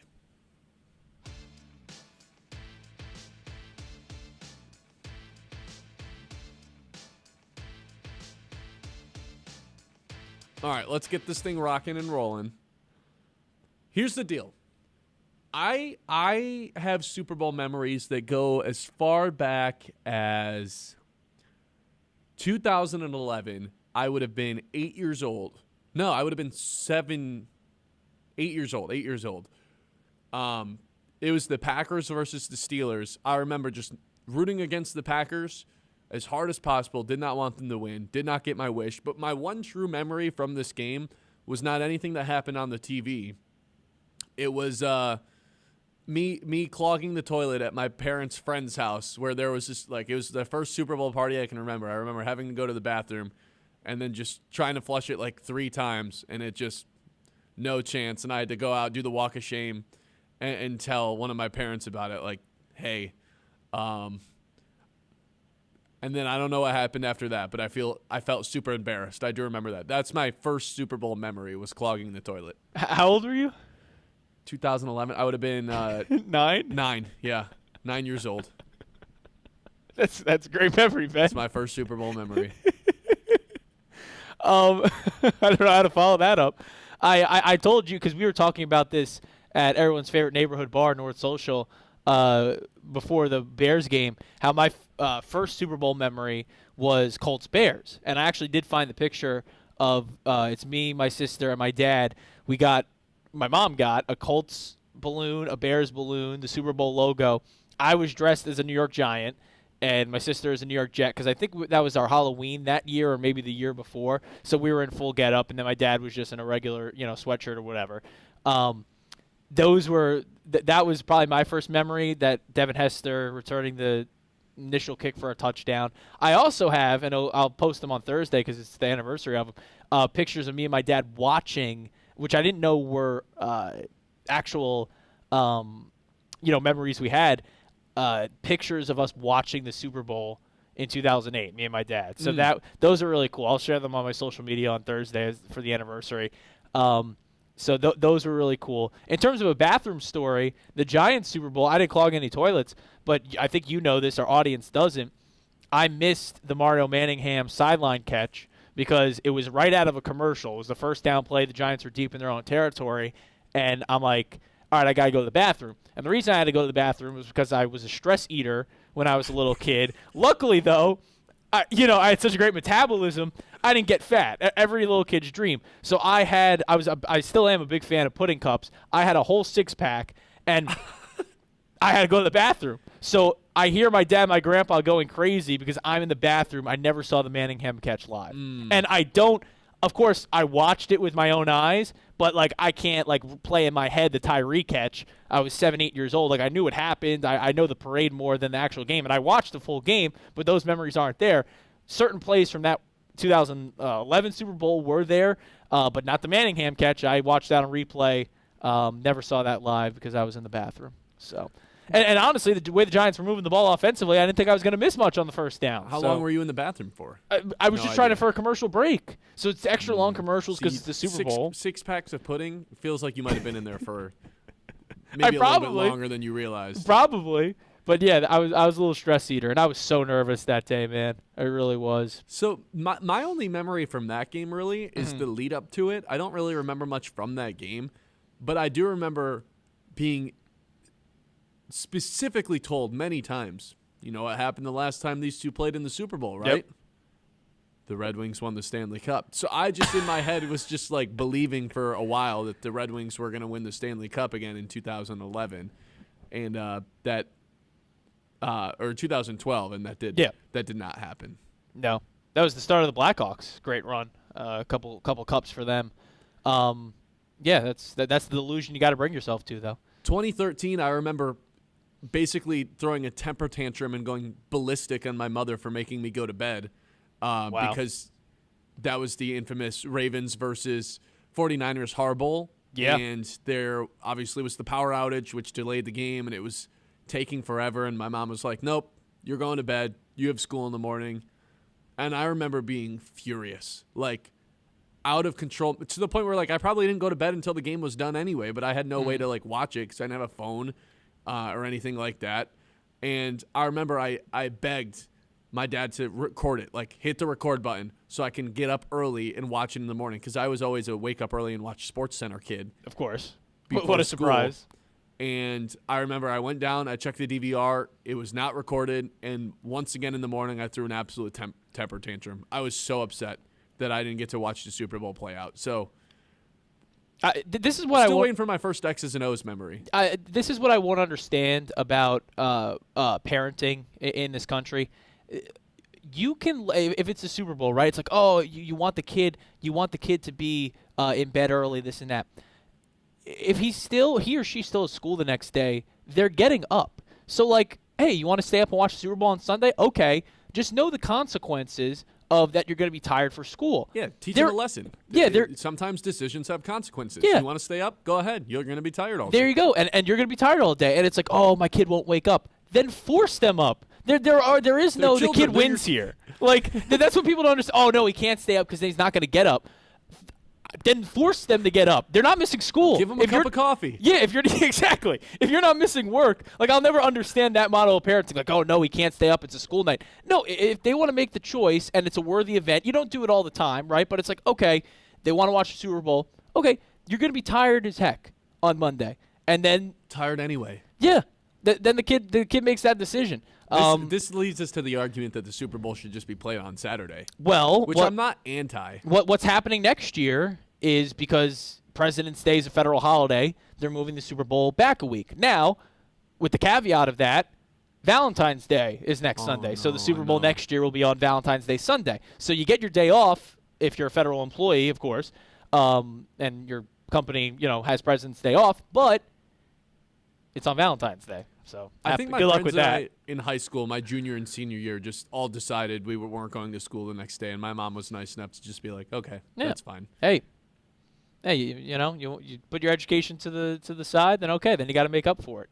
That's I had good enough grades. I could afford it. By the time I was a senior and I had good grades for 4 years, my mom was like, "Hey man, if you want to skip a day, by all means, go for it. It was awesome." Well, that's what I did when the Giants won both times. When the Giants won the Super Bowl, missed school for the parade. And the funniest part with the first one, I was in like second grade, so I missed for the parade. But all right, I was sick, quote unquote.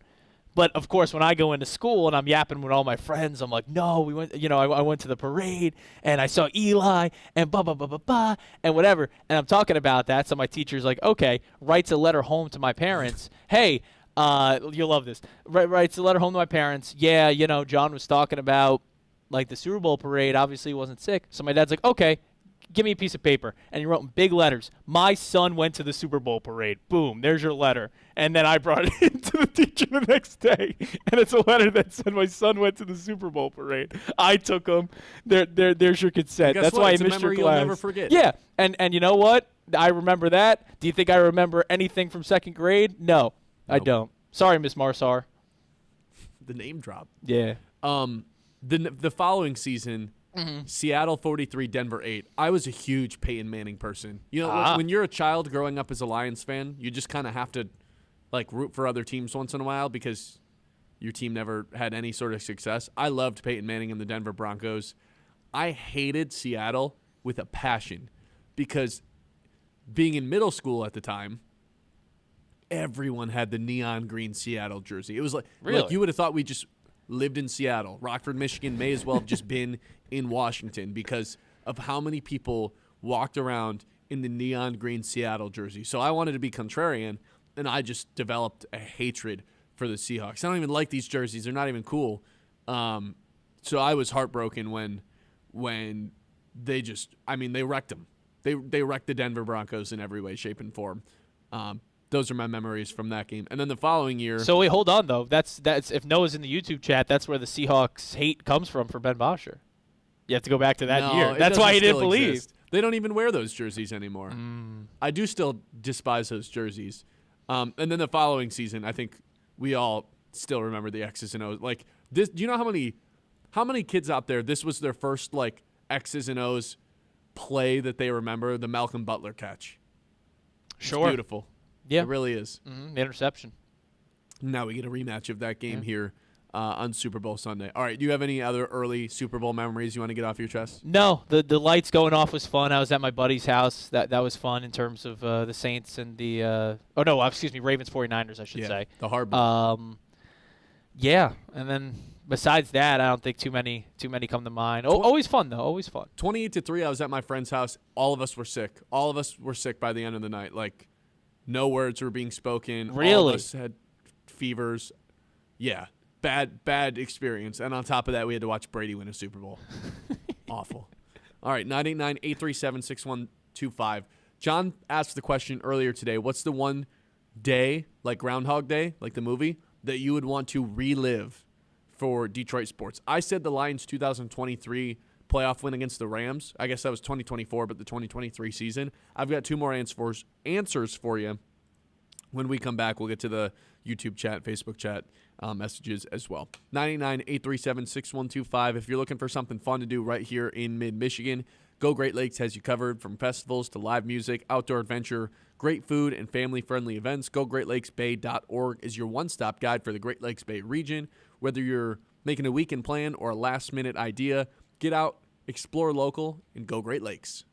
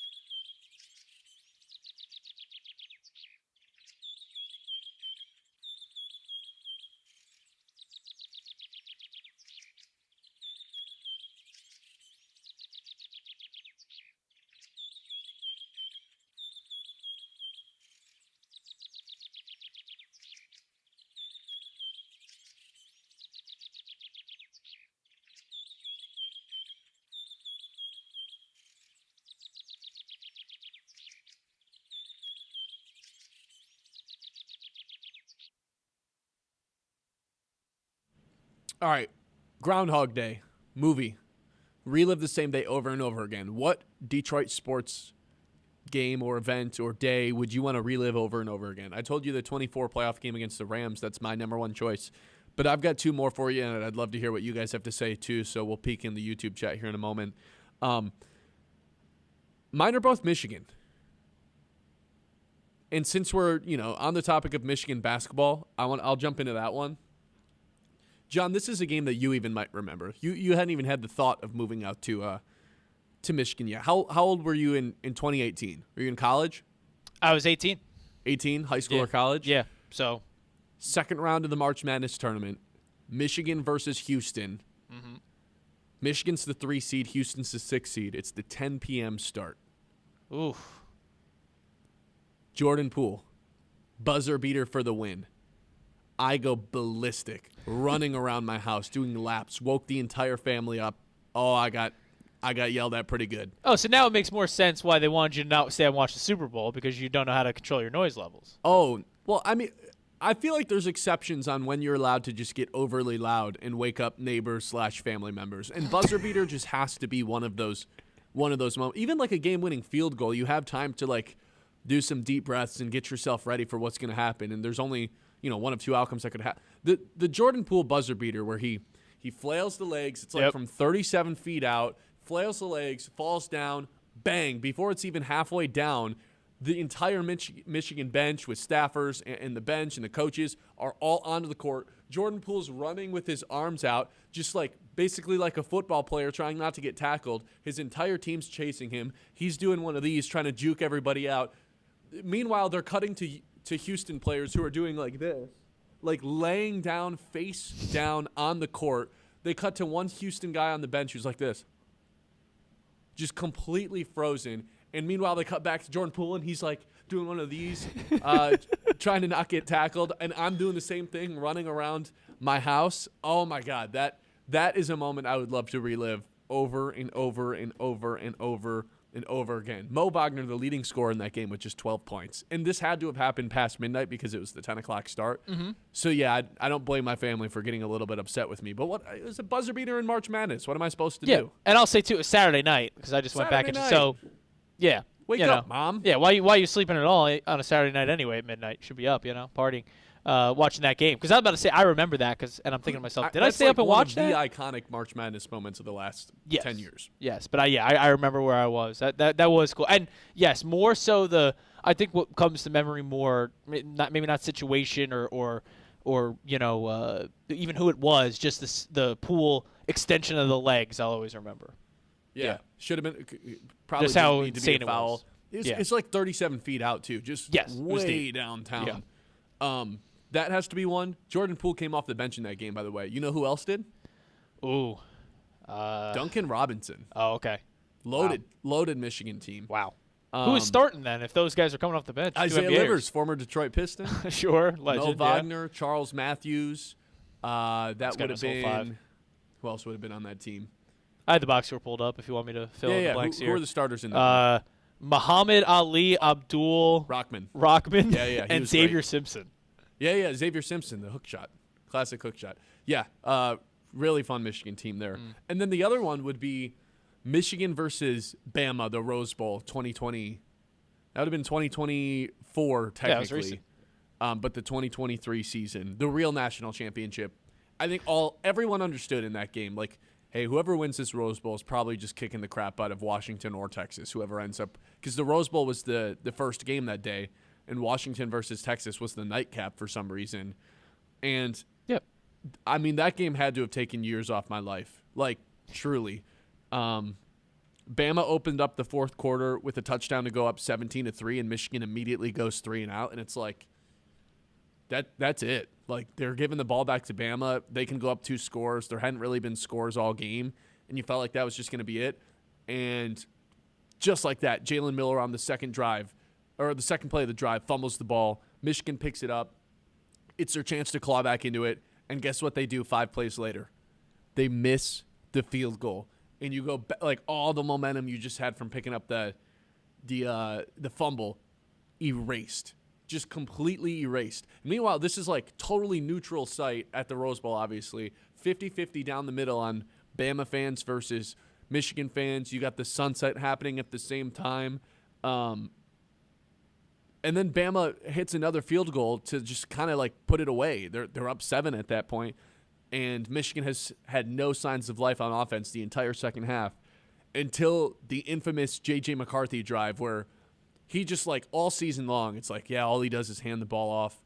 He's a merchant for the run game, and he just had the best drive. Like he saved it until the very end. One of the best drives you can possibly imagine. There's that trick play in the fourth quarter as well where the double pass and he throws it off his back leg, and it ends up getting caught by Rome Wilson. They have the fourth down conversion where he throws it to Blake Corum, just a great play call. And then the Roman Wilson touchdown as well from the 4-yard line, another great play call. They go up and down the field. They go on this incredible 4-minute drive and then get another stop to send the game into overtime. And then, of course, Blake Corum wastes absolutely no time in overtime, scores in 2 plays. And then it would have been like 4th and goal from the 4-yard line. Milroe tries to go up the middle. After 3 timeouts in a row, as Michigan called one, Bama called one, Michigan called another one, and there was like a genuine 4 minutes of anticipation for this single play that would have been the deciding factor on who was going to the national championship. And, of course, Bama leans on Milroe because that's all they had going for them in the second half, and Michigan's front 7 was ready for it. They stuff them, and everyone starts rushing the field. That was that was like my last couple months of being like a true diehard Michigan fan before I hung it up and was like, you know what, I'm done with this. That was one of the most epic moments of my entire life because it felt like the national championship. I think it's the best football game I've ever watched. Yeah, it was great. I mean, that was going to be my comment. It was just a great game. Like, someone who's neutral there, kind of pulling for Michigan too because I knew it would be a lot more fun to talk about and everything. But, watching that game, I remember, bits and pieces that you were talking about, and again, not my school on either side. It was just a fantastic football game. At the Rose Bowl helped too, like you said, the sunset, the atmosphere there was terrific. The pictures from that day too, like you can Google them. There's so many great because the colors clash so well, or it didn't clash. They just mix so well, honestly, in terms of that, and then the uniforms and everything like that. So that's fun. I was about to say 2 Michigan memories for him, huh? Nick Saban's final game too. Yeah. Michigan put him in the grave. Wow. Didn't want to get out. Put him on the game day desk. Yeah. Put him on the game day desk. Go pick games. There you go. For me, it's not Detroit, obviously. Day to relive. It's funny because it's not going to be a specific game, but it was. I already kind of mentioned it with the Giants, but that same day I went to the Super Bowl parade, right? Got to miss school. This was the 08, so 07 Super Bowl, but in February of 2008. Got to miss school. Went to the Super Bowl parade. Then I went and got lunch, I guess. What was that? Ice cream. No, I got lunch with my grandpa, my dad, Chocolate and pudding. me. And then as a good parent, no pudding that day. As a good parent, my dad was like, all right, I need you to go to sleep, like take a nap. And I'm like, why? And he's like, because we're going to the Rangers game tonight. So that was awesome too. So he's trying to I'm trying to go to sleep in my grandpa's bed, and it's like I ain't napping. I just told him I'm going to the Ranger game tonight. How am I going to go to sleep? And then went and watched the Rangers play that night too. So that was just an epic day. Yeah, that was an epic day. That would be cool to relive. So yeah, I mean like that, and then you can't give the nod because I was considering the Rangers. I went to the Stanley Cup Game 3, 2014. LA Kings, New York Rangers. They were down 2-0 in the series to LA, but hey, you take that game at home. Like the energy walking into that building was just so much fun. The national anthem was still the loudest. Like after that anthem was probably the loudest sporting event I've ever been at in terms of the crowd. And I've been at a couple. Arena this weekend though. What's up? I said you were at McGurk Arena this weekend. That's a great point. Hey, I'll say this: McGurk was loud. I was very impressed with the atmosphere for the toilet paper toss game. And how about a dub for the Chippewas? That was nice. But yeah, in terms of that day, that was great. But then the Rangers would not score; they would lose. They go down 3-0 in the series, and that same energy of, oh my goodness, we're in the Stanley Cup again.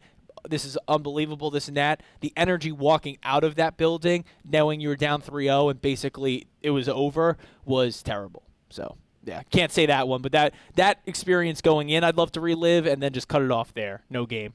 I want to throw one of the Pistons playoff games on there from last year, but both the home games they lost, unfortunately. Yeah. But, I mean, like, think about it. You walking into that building and then loudest place I've ever been. And then seeing Jalen Brunson go, oh. Shut up, John. It's not funny.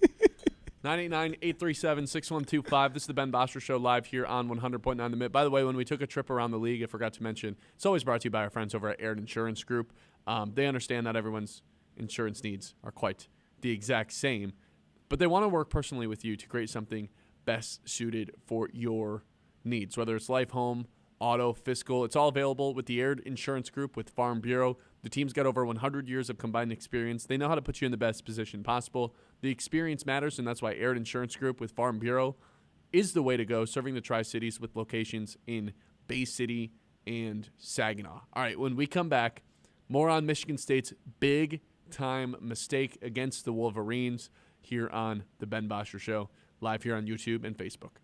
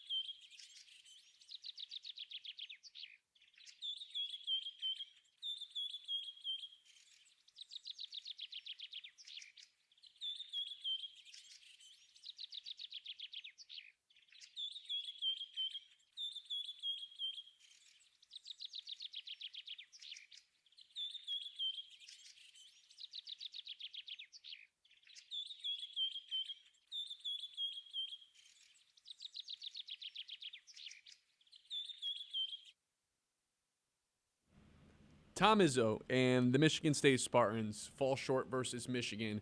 Did you catch Tom Izzo's postgamer? Because I wasn't a big fan of it. It felt like he, I don't know, just had to put his dog down and was just like super mopey, blamed the officials, said he was disappointed in them. Like that was the first thing he said.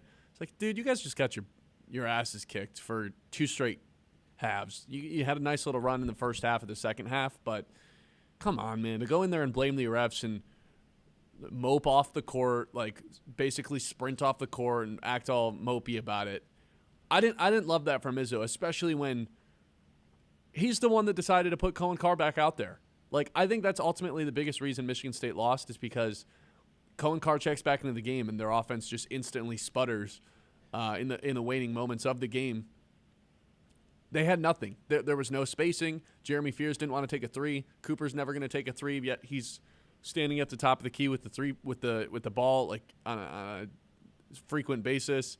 And then Cohen Carr's just out there not really contributing anything in half court. Had a couple nice dunks in transition, but it just becomes so frustrating and so lackluster when him and Carr and Fears are all out there together. And it really takes away from Kohler, who's been the most consistent player on the team this season, not Cohen Carr, which that was the goal at the beginning of the season, for Carr to take that leap and be the superstar. Hasn't happened, and now I think he's basically holding them back.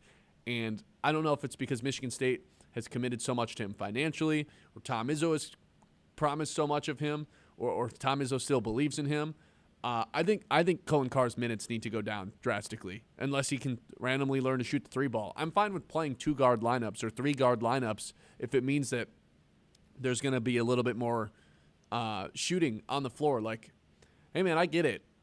You know, you want to be big in this league, but if you're going to have Fears and Cooper out there, I feel like I'm fine with you just going Divine, Ugochukwu, and Scott if you want to. Like, you got to have more shooting, and I'm down to give up some size to do it. I thought Izzo not recognizing that in the second half is part of the reason that they kind of blew the lead and weren't able to claw their way back into it. Yeah, I think you live and die with Cohen Carr. I think that's a crazy statement. I think that's what that's I think how he coached it, right? I mean, the off or the small ball lineup I think has a little more volition to it. But if you said that Iwuchukwu was going to be the guy that you want in the closing minutes over Cohen Carr at the beginning of the season, like that's obviously that's bad. Huge letdown. Yeah, and maybe he was hoping he would figure it out on the fly. Like at least, and this is going to be coping from a Michigan State perspective. If you were to bring it in, at least now that Carr can't be in those closing moments against a team with the size and physicality that Michigan has. Because it just didn't work, because if he can't shoot, then he's got to make up for it, down low, and he didn't. Or even just getting to the paint, like be able to penetrate correct. The defense and collapse the defense into the paint and have some touch around the rim or something. But, like, he doesn't even have that in his game at all. If he's not dunking, he's, like, essentially become useless in the half court. Yes.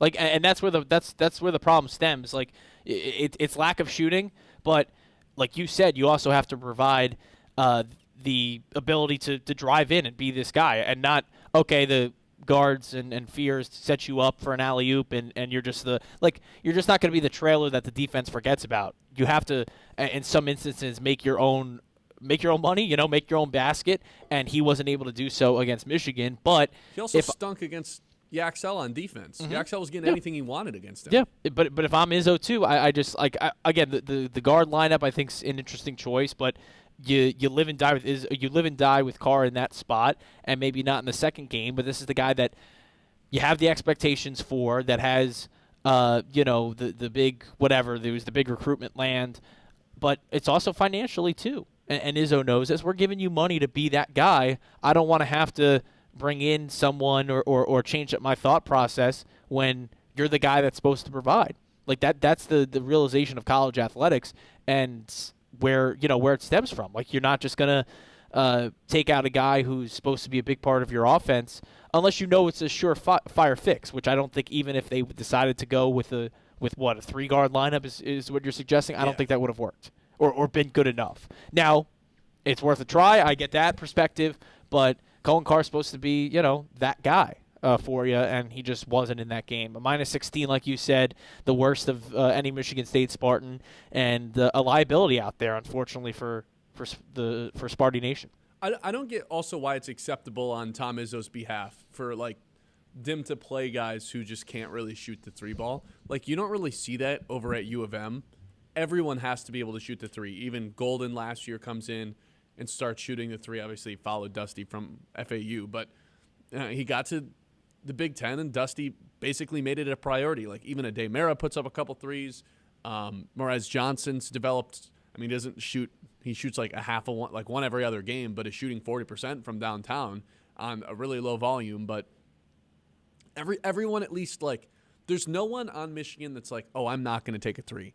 And Michigan State has a handful of those guys, including Carson. Like, why? Carson Cooper is a 4-year player. Why is he not shooting threes? Like, I know, he's a big. That's not really his job. Why can't he shoot? Do you know how many times Carson Cooper has the ball at the top of the key at the three-point line and just has to – imagine if he could just turn around and once in a while when he's wide open just knock down a singular three-point shot. That's the problem, though. Like, Tom Izzo's an old-school coach with old-school philosophies. All that stuff is fine until a guy like Dusty May shows up and totally steals your lunch money because everyone can shoot threes on his team. Everyone can drive to the paint. There's actually development that's being made. And throughout the offseason, like, they make it a priority to be able to shoot the three ball. That's not happening in Michigan State, and you saw how it hurt the Spartans in this game. How much can hustle and grit and defense get you in college basketball in 2026? It can get you to the top 10, as we've seen with Michigan State. It can maybe even win you the Big Ten in a down year. They looked on a completely different level than Michigan State did. Michigan did on Friday night. Yeah. If they play 10 times, John, how many times do we think Michigan State wins? Because with the lack of shooting that Michigan State has, and the fact that they could not generate good looks at the rim in the first half, couldn't really, like, they forced into so many jumpers. Meanwhile, Michigan's getting anything they wanted. Michigan dominated 85% of that game, I would say. Yeah, if they played 10 times, how many times does Michigan State win? Like, I think there was a clear separator in these two schools after Friday when we thought it was neck and neck, and Michigan's like basically lapping them by the time the game is done. Like, no, man, you guys, we're up here. We're in national championship contender territory. You're in really fun, heartfelt, good season, upset a good team, hustle group over here. Like, I wouldn't go that far. I think there was clearly a gap between those two schools. To what was the number you said? If they played 10 times, they'd win twice, once. It's not as close as we thought it was. No. I think that was proven on Friday night. I will say, though, in terms of second tier, Michigan State's in that second tier. They're not title contenders, but they're in that second tier of college basketball, which is still a top 10 team. But the difference is what we saw on Friday night. I mean, you talk about. Does Sparty have the ability to get back into that number one tier? Because it feels like they've been sitting in this second tier for a long time now. Mm-hmm. With refusal to use the portal to help your weaknesses, like the fact that you couldn't shoot threes and you weren't going to teach Carson Cooper to shoot a three, so you may as well add someone who can shoot threes in the portal. Him just ignoring that, I feel like, okay, maybe you're just stuck in this second tier where you're never going to be a title contender again. Yeah, if they shoot the way they did on Friday, then no, they're not getting out of the tier. It's just point blank. And I don't think a lot of that was the opponent, yes, but when you run into the Michigan, it's not just Michigan, the Arizona, the Duke, the UConn, you're going to fall short because those teams they don't just have they have shooters, multiple guys who they know if needed, when things are dry, like it was for MSU to begin that game, they know they can get a bucket, or they know they can get a sensible three attempt, not forces. Michigan State's just not at that tier right now. And again, still have February ball to play, Big Ten tournament to figure it out. It's just, where is it coming from?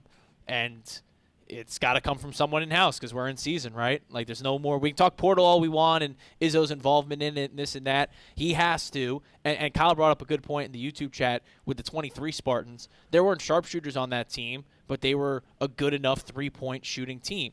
You have to get the majority of your looks inside, and then hopefully that opens up open threes that you got to knock down, that you got to get Kohler in the corner hitting. because that's the options. That's it. I mean, that's where it extends to. Fears and Kohler, at least in my opinion, and Iwachuku every once in a while. But like if your inside game is not there, and especially against an opponent like Michigan, if your physicality is not there, aggressiveness, transition, smartness too, right? Like smarts in terms of drawing fouls, and Fears was the only one who really had that instinct in that game, just feeling the rhythm of it and everything. If you don't have that, you're going to get floored, and that's what happened, a 12-point loss in your home stadium. I'll be interested to say this. Instead of saying how many times in 10 games are they going to beat them, because that's just a percentage game.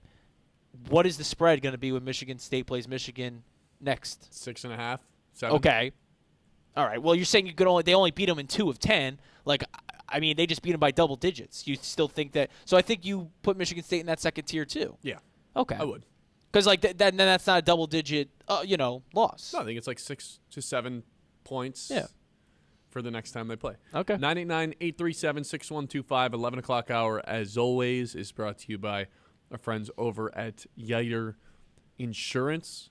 Life happens fast, and at Yiter Insurance, they want to make sure you're covered every step of the way. Locally owned and trusted in Midland for decades, they treat you like family, not just another policy number. From home and auto to business and life insurance, Yiter has the right coverage for every stage of life. Their team makes insurance simple with expert advice and real people that you can actually talk to. That's Yiter Insurance Group. They'll be there when you need them since 1940.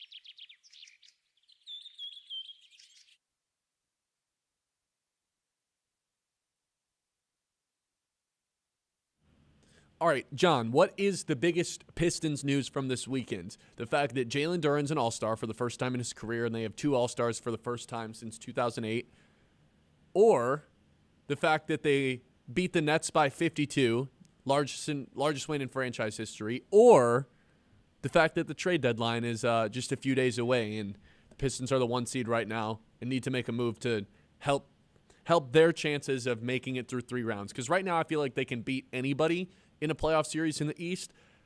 Asking this team, the way it's constructed right now, to win 3 playoff series in a row, that to me is a little bit much to ask with this roster, considering the lack of offense when Cade Cunningham's not on the floor and when inevitably whoever they play in the playoffs sends a ton of double teams at Cade Cunningham. I don't really trust the 4-on-3s and everyone else to initiate offense as much as I should trust the second best initiator on what is a 1 seed. Right now, that trust level's not there with Asar to be a primary decision maker, or Jalen Duren. As much as I love those guys, that's not necessarily their strength, and the Pistons don't really have another person like that. So I'll give you the trade deadline, the 52-point win, and the 2-time All-Star storyline. What's the biggest news here on this Monday? Well, I mean, we're in talk radio, so the biggest news is obviously the trade deadline and what's going to happen. All-Stars too, and all right, they blew out the Nets. What a surprise! Largest win in franchise history. They can't go unnoticed. Dude, come on. Without Michael Porter Jr. and the NBA. This is what I'll say, and maybe I'll give a pushback, and this is where we'll start. Is that it's impressive. It's a franchise best. I get it, but the teams of old, like, is they're playing for pride anymore? Like in the Nets. No. So these blowout wins against the bottom tiers, and you can't even say it's tanking, right? We're not at that stage yet in the season, but like the Brooklyn Nets, like if you want to feel now that there's 3 like franchise players in college basketball, everyone's dying to get one of those top 3 lottery odds. So there you go. Like I get it, and I'm not going in conspiracy this and that. The Nets are an underskilled team by a large gap that had its best player out, and I just don't think there's that fight from these lower tier NBA teams like there was maybe 10, 15 years ago. I just don't think it exists. That could be true. Either way, when you beat a team by 52 and it's a franchise record, no, it's cool. You have to be a really good team to be able to do that. It's cool. And they what was it? I just, in terms of the news, Duren being an all-star should get all the accolades. That's awesome. All-star reserve, Pistons having 2 all-stars. Hopefully, just because they're both American, could be out there at the same time at some point in the game, right? Having maybe a Cunningham to Duren lob at some point. That'd be fun. So here's the thing, John. I know you're going to get a kick out of this. From my understanding, the all-star game, there's 3 teams. There's 2 United States teams, and there's a world team as well. So when J.B. Bickerstaff was named one of the coaches, that's what they meant. There's going to be 3 coaches apparently. I didn't know there's 3 teams. And it's a round robin. So like, or it's 1 game. So like in 1 quarter, it's this team versus that team, but then they switch and then they switch back. So the winner could be decided by the time the game is done. If one team wins, it's bad. No, it's a disaster. It's not like at least they're reinventing it. I don't care about it anymore. That's fine. And like it is copying or not copy. I mean, it's similar to what the NHL did a couple years ago, where they had the 3 teams. They would name a captain.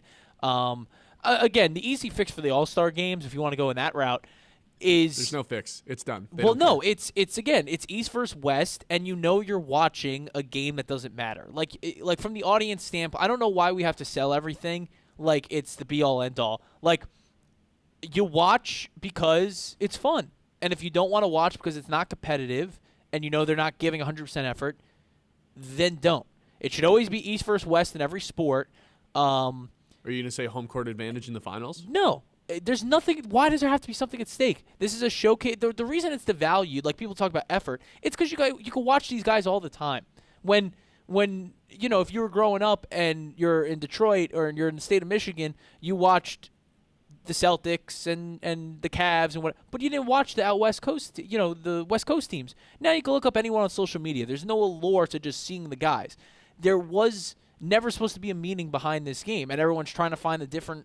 And I get it; it's a TV entity, and you gotta pay your advertisers and give them a number worth going with. But it's the All-Star game. It's just supposed to be a showcase of talent. No one gets hurt, and you get to see the best in the world sharing the same floor all at once. That's the appeal. And if you want to do 3 teams and the world, I think that's a fine idea. But like, there's never going to be a fix that gets them to care. There's no care in regular season games. Once you're eliminated from the playoffs, there's no care. And those are people spending their money to watch a competitive basketball game. It's an all-star game. Have fun.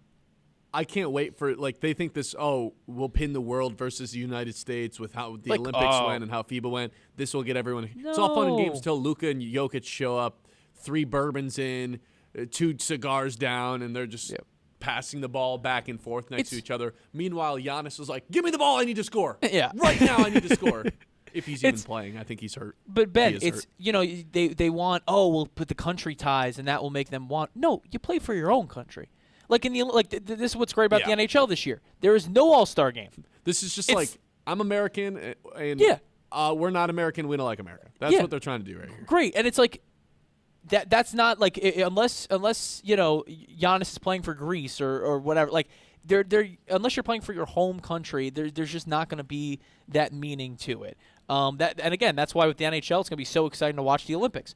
We don't need an All-Star game. Why? The best in the world are going to play in a ridiculously small rink, but they're going to go over to Italy, and they're going to play for their country. And that level of competition is expected to be at a higher clip than NHL regular season.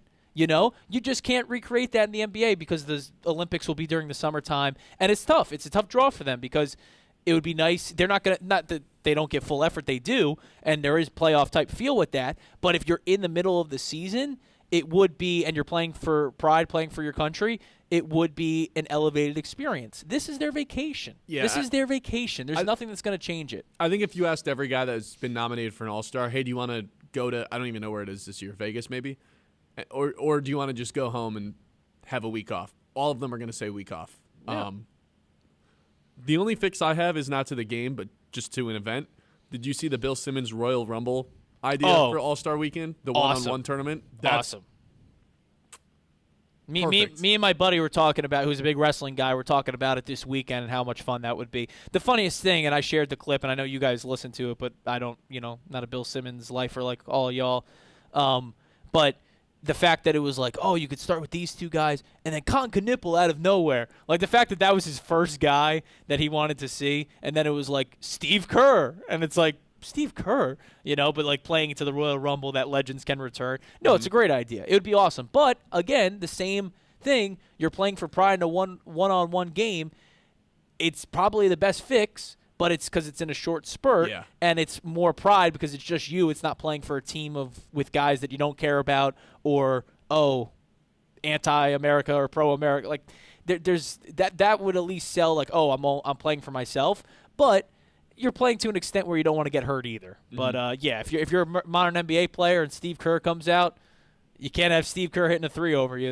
You're never going to hear the end of it. Oh my God, it's John Morant, and look what he has. What does he have in his waistband? Oh no, man. 989-837-6125. This is the Ben Bosscher Show live here on the Minute. We'll hit the news when we come back. Live on YouTube, obviously live on Facebook as well. Hey, this summer, this spring, when all the snow melts away, I got the perfect people for you to get your lawn up to date. That is Cervinsky Sod. They can roll out your perfect lawn quite literally. Locally grown, top-quality sod that turns patchy yards into backyard showstoppers, and they've been doing it for over 50 years. They're experts. Whether you're fixing a rough spot or redoing your whole yard, Cervinsky delivers lush, green perfection, fast, friendly, and farm fresh because your grass should be greener right now. Don't settle for a bland yard. Increase the value of your home and get the lawn that your neighbors will envy with Cervinsky Sod.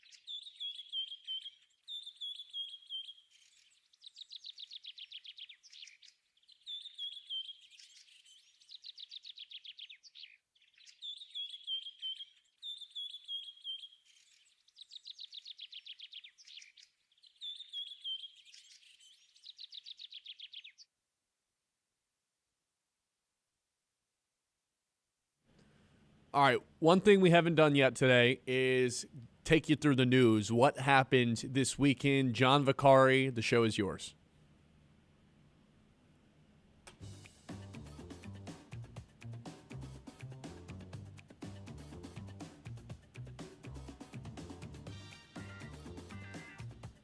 All right, I am here. It's a little tougher to do with, He's double headphoned up. I am double headphoned up, bro. I am. It's a little tough without the, regular audio. But, no, we're ready. Let's do the mid-morning catch. To start, let's go with the NFL hires. We haven't talked a lot of ball today. We talked about past Super Bowls because, that was fun. Super Bowl memories. But I clogged the toilet. Yeah, she clogged the toilet. What Super Bowl was that? 2011. 11. So the number, I can't do the Roman numerals. It was Packers Steelers? Yeah. Yeah. If it was 11, it was 45. Sure. Because it was for the Giants 46. In terms of NFL coaching hires, a couple of those over the weekend. Vegas, not official, expected to hire Clint Kubiak as their next head coach. Schefter, Rappaport, all the insiders reporting that. So that's going to happen, at least in terms of from their perspective for the Vegas Raiders. And then Arizona, because I think they were in on Kubiak, couldn't get Kubiak. They're going to go with Mike LaFleur, the Rams offensive coordinator this past season. That was announced by the team yesterday. Head coaching cycle is done. There's still coordinators to find in various places. But what head coach hire has surprised you the most across the league? Surprised me the most? I don't know if any of them have surprised me necessarily. Because if you follow it as closely as we do, we get the tea leaves, and you kind of see it playing out in front of our eyes. Maybe Mike McCarthy, but I will say one thing about each of the two hires we had this weekend. The Vegas job has suddenly become, the Vegas situation has suddenly become very interesting because Kubiak's been one of these sought-after guys for a couple of years now, and obviously what he did with Sam Darnold this year deserves a head coaching job.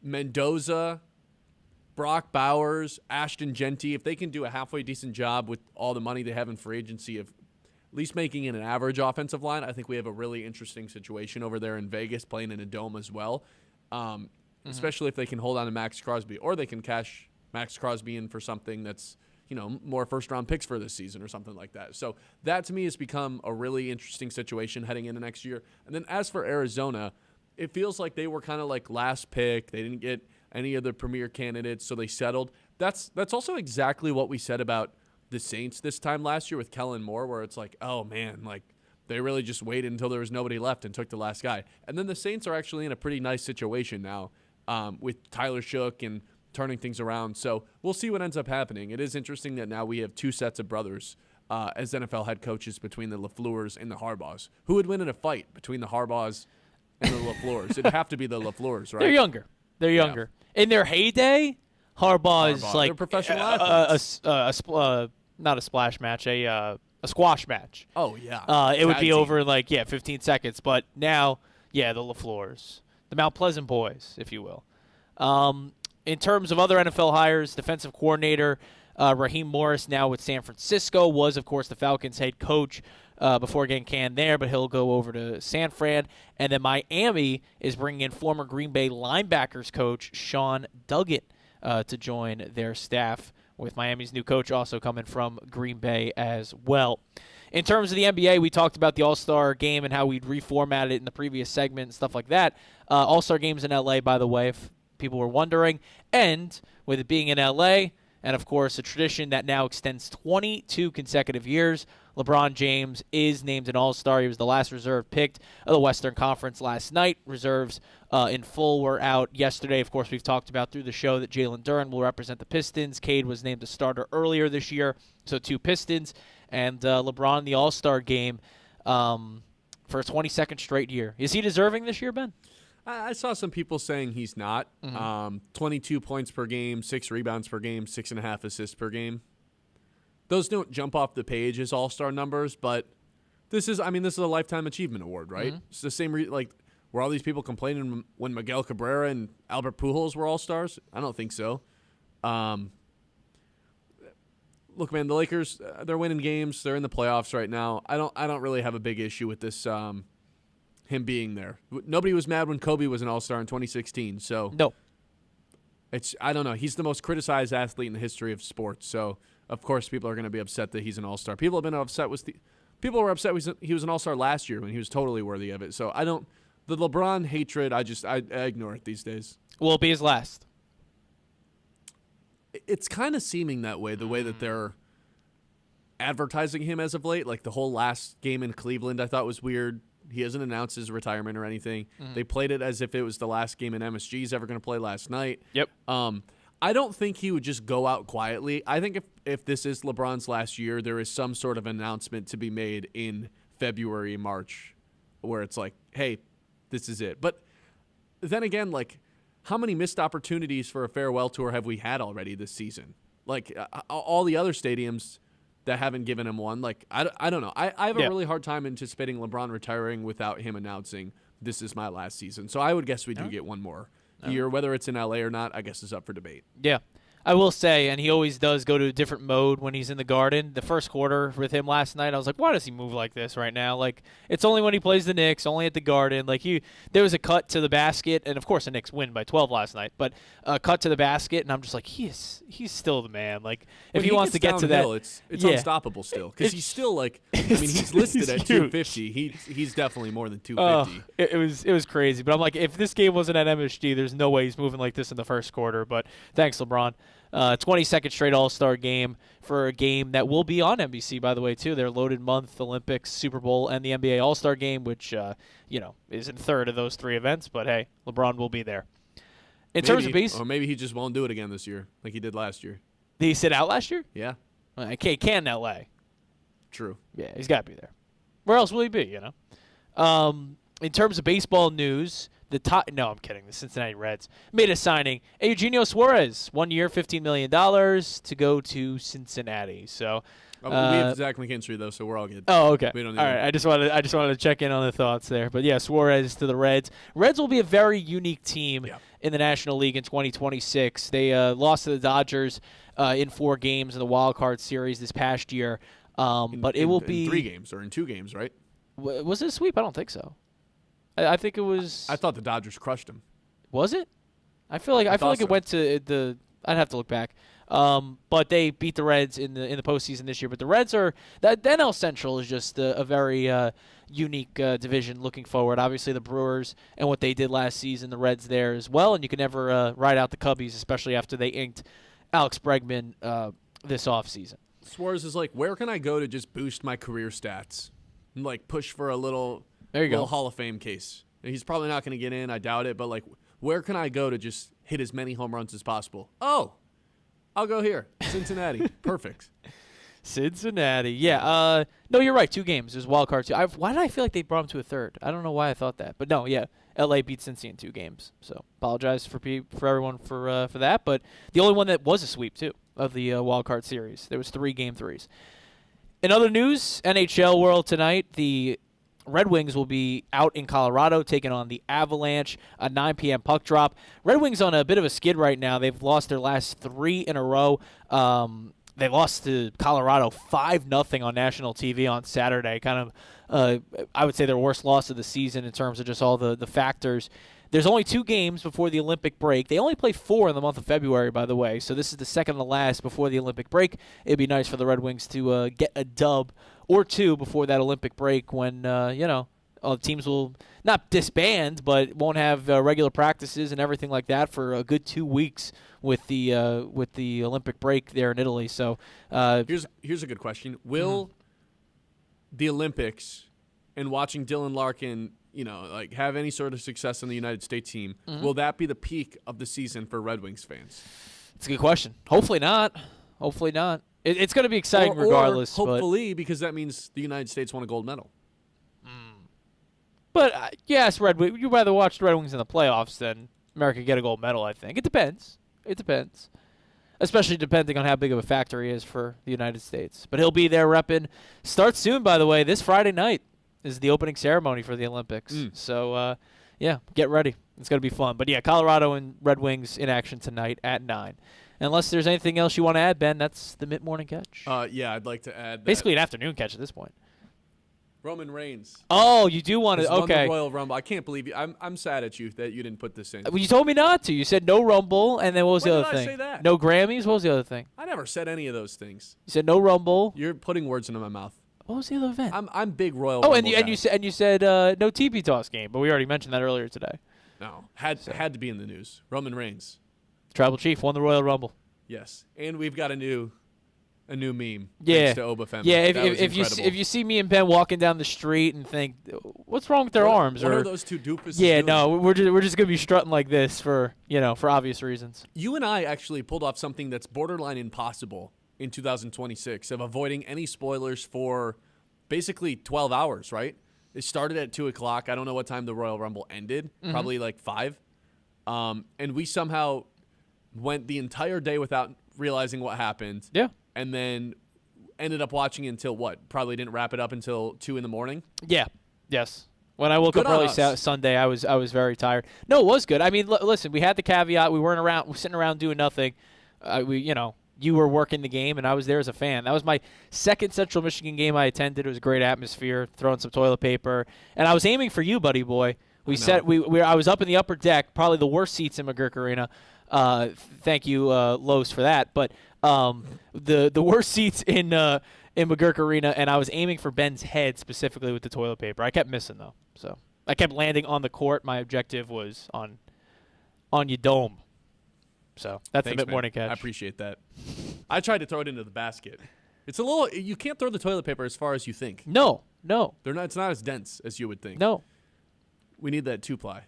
That's what we needed. 4-ply when I cry. And that actually, never mind. I was gonna tie it back to when I clogged the toilet at the Super Bowl, but please do. Dots were too far away. 989-837-6125. We'll wrap up the show with our 2 traditions to close out every show when we come back here on 100.9 The Mitt.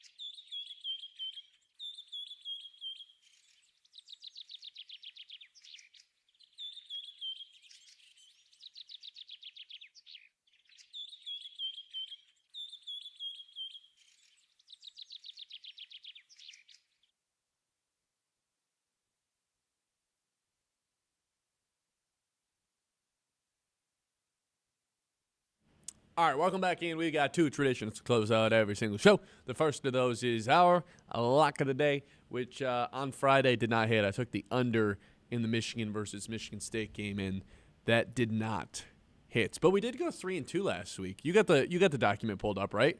3-2 last week. We're still positive in January. Oh yeah, I mean, well, you finished positive. We're in February now, buddy boy. That's right. Yeah, started out 2026 on a good note. Correct. You finished in terms of the monthly up/down in your little document here. 1.74. You had a winning week 3 of the 4 weeks too in January. That's pretty good. So I would say that's pretty good numbers. I'm going to the association tonight. There's not a ton of games. Not tonight, dude. Today. Today, yeah, that's right. It's early because of the weather. They're playing some games at 3 p.m. One of those games, I think there's just one. Yeah, that game is the Hornets taking on the Pelicans. The Hornets, while no one has been watching, not no one, but no one. 6 straight wins. They have the #1 net rating in the NBA in January, the only team ahead of the Detroit Pistons. Over that stretch, they've had 6 different players lead them in scoring on a night-to-night basis. They're 6.5-point favorites today, I guess. Zion, he's like probably, I don't know, still waking up right now. The whole thing probably threw off the Pelicans. They have no idea. They don't even know what day it is anymore. So I'm taking Charlotte. It's a feel-good story. They're hot right now. I think they're going to stay hot and dice up this Pelicans team that's not necessarily known for their defensive efforts, especially at the rim. So I'll take the Charlotte Hornets -6.5 today at 3 p.m. against the New Orleans Pelicans as my lock of the day. Taylor fade, John. Can you name 5 players playing in today's game? Oh, that's better. 3? Okay. Zion, because you gave me that one.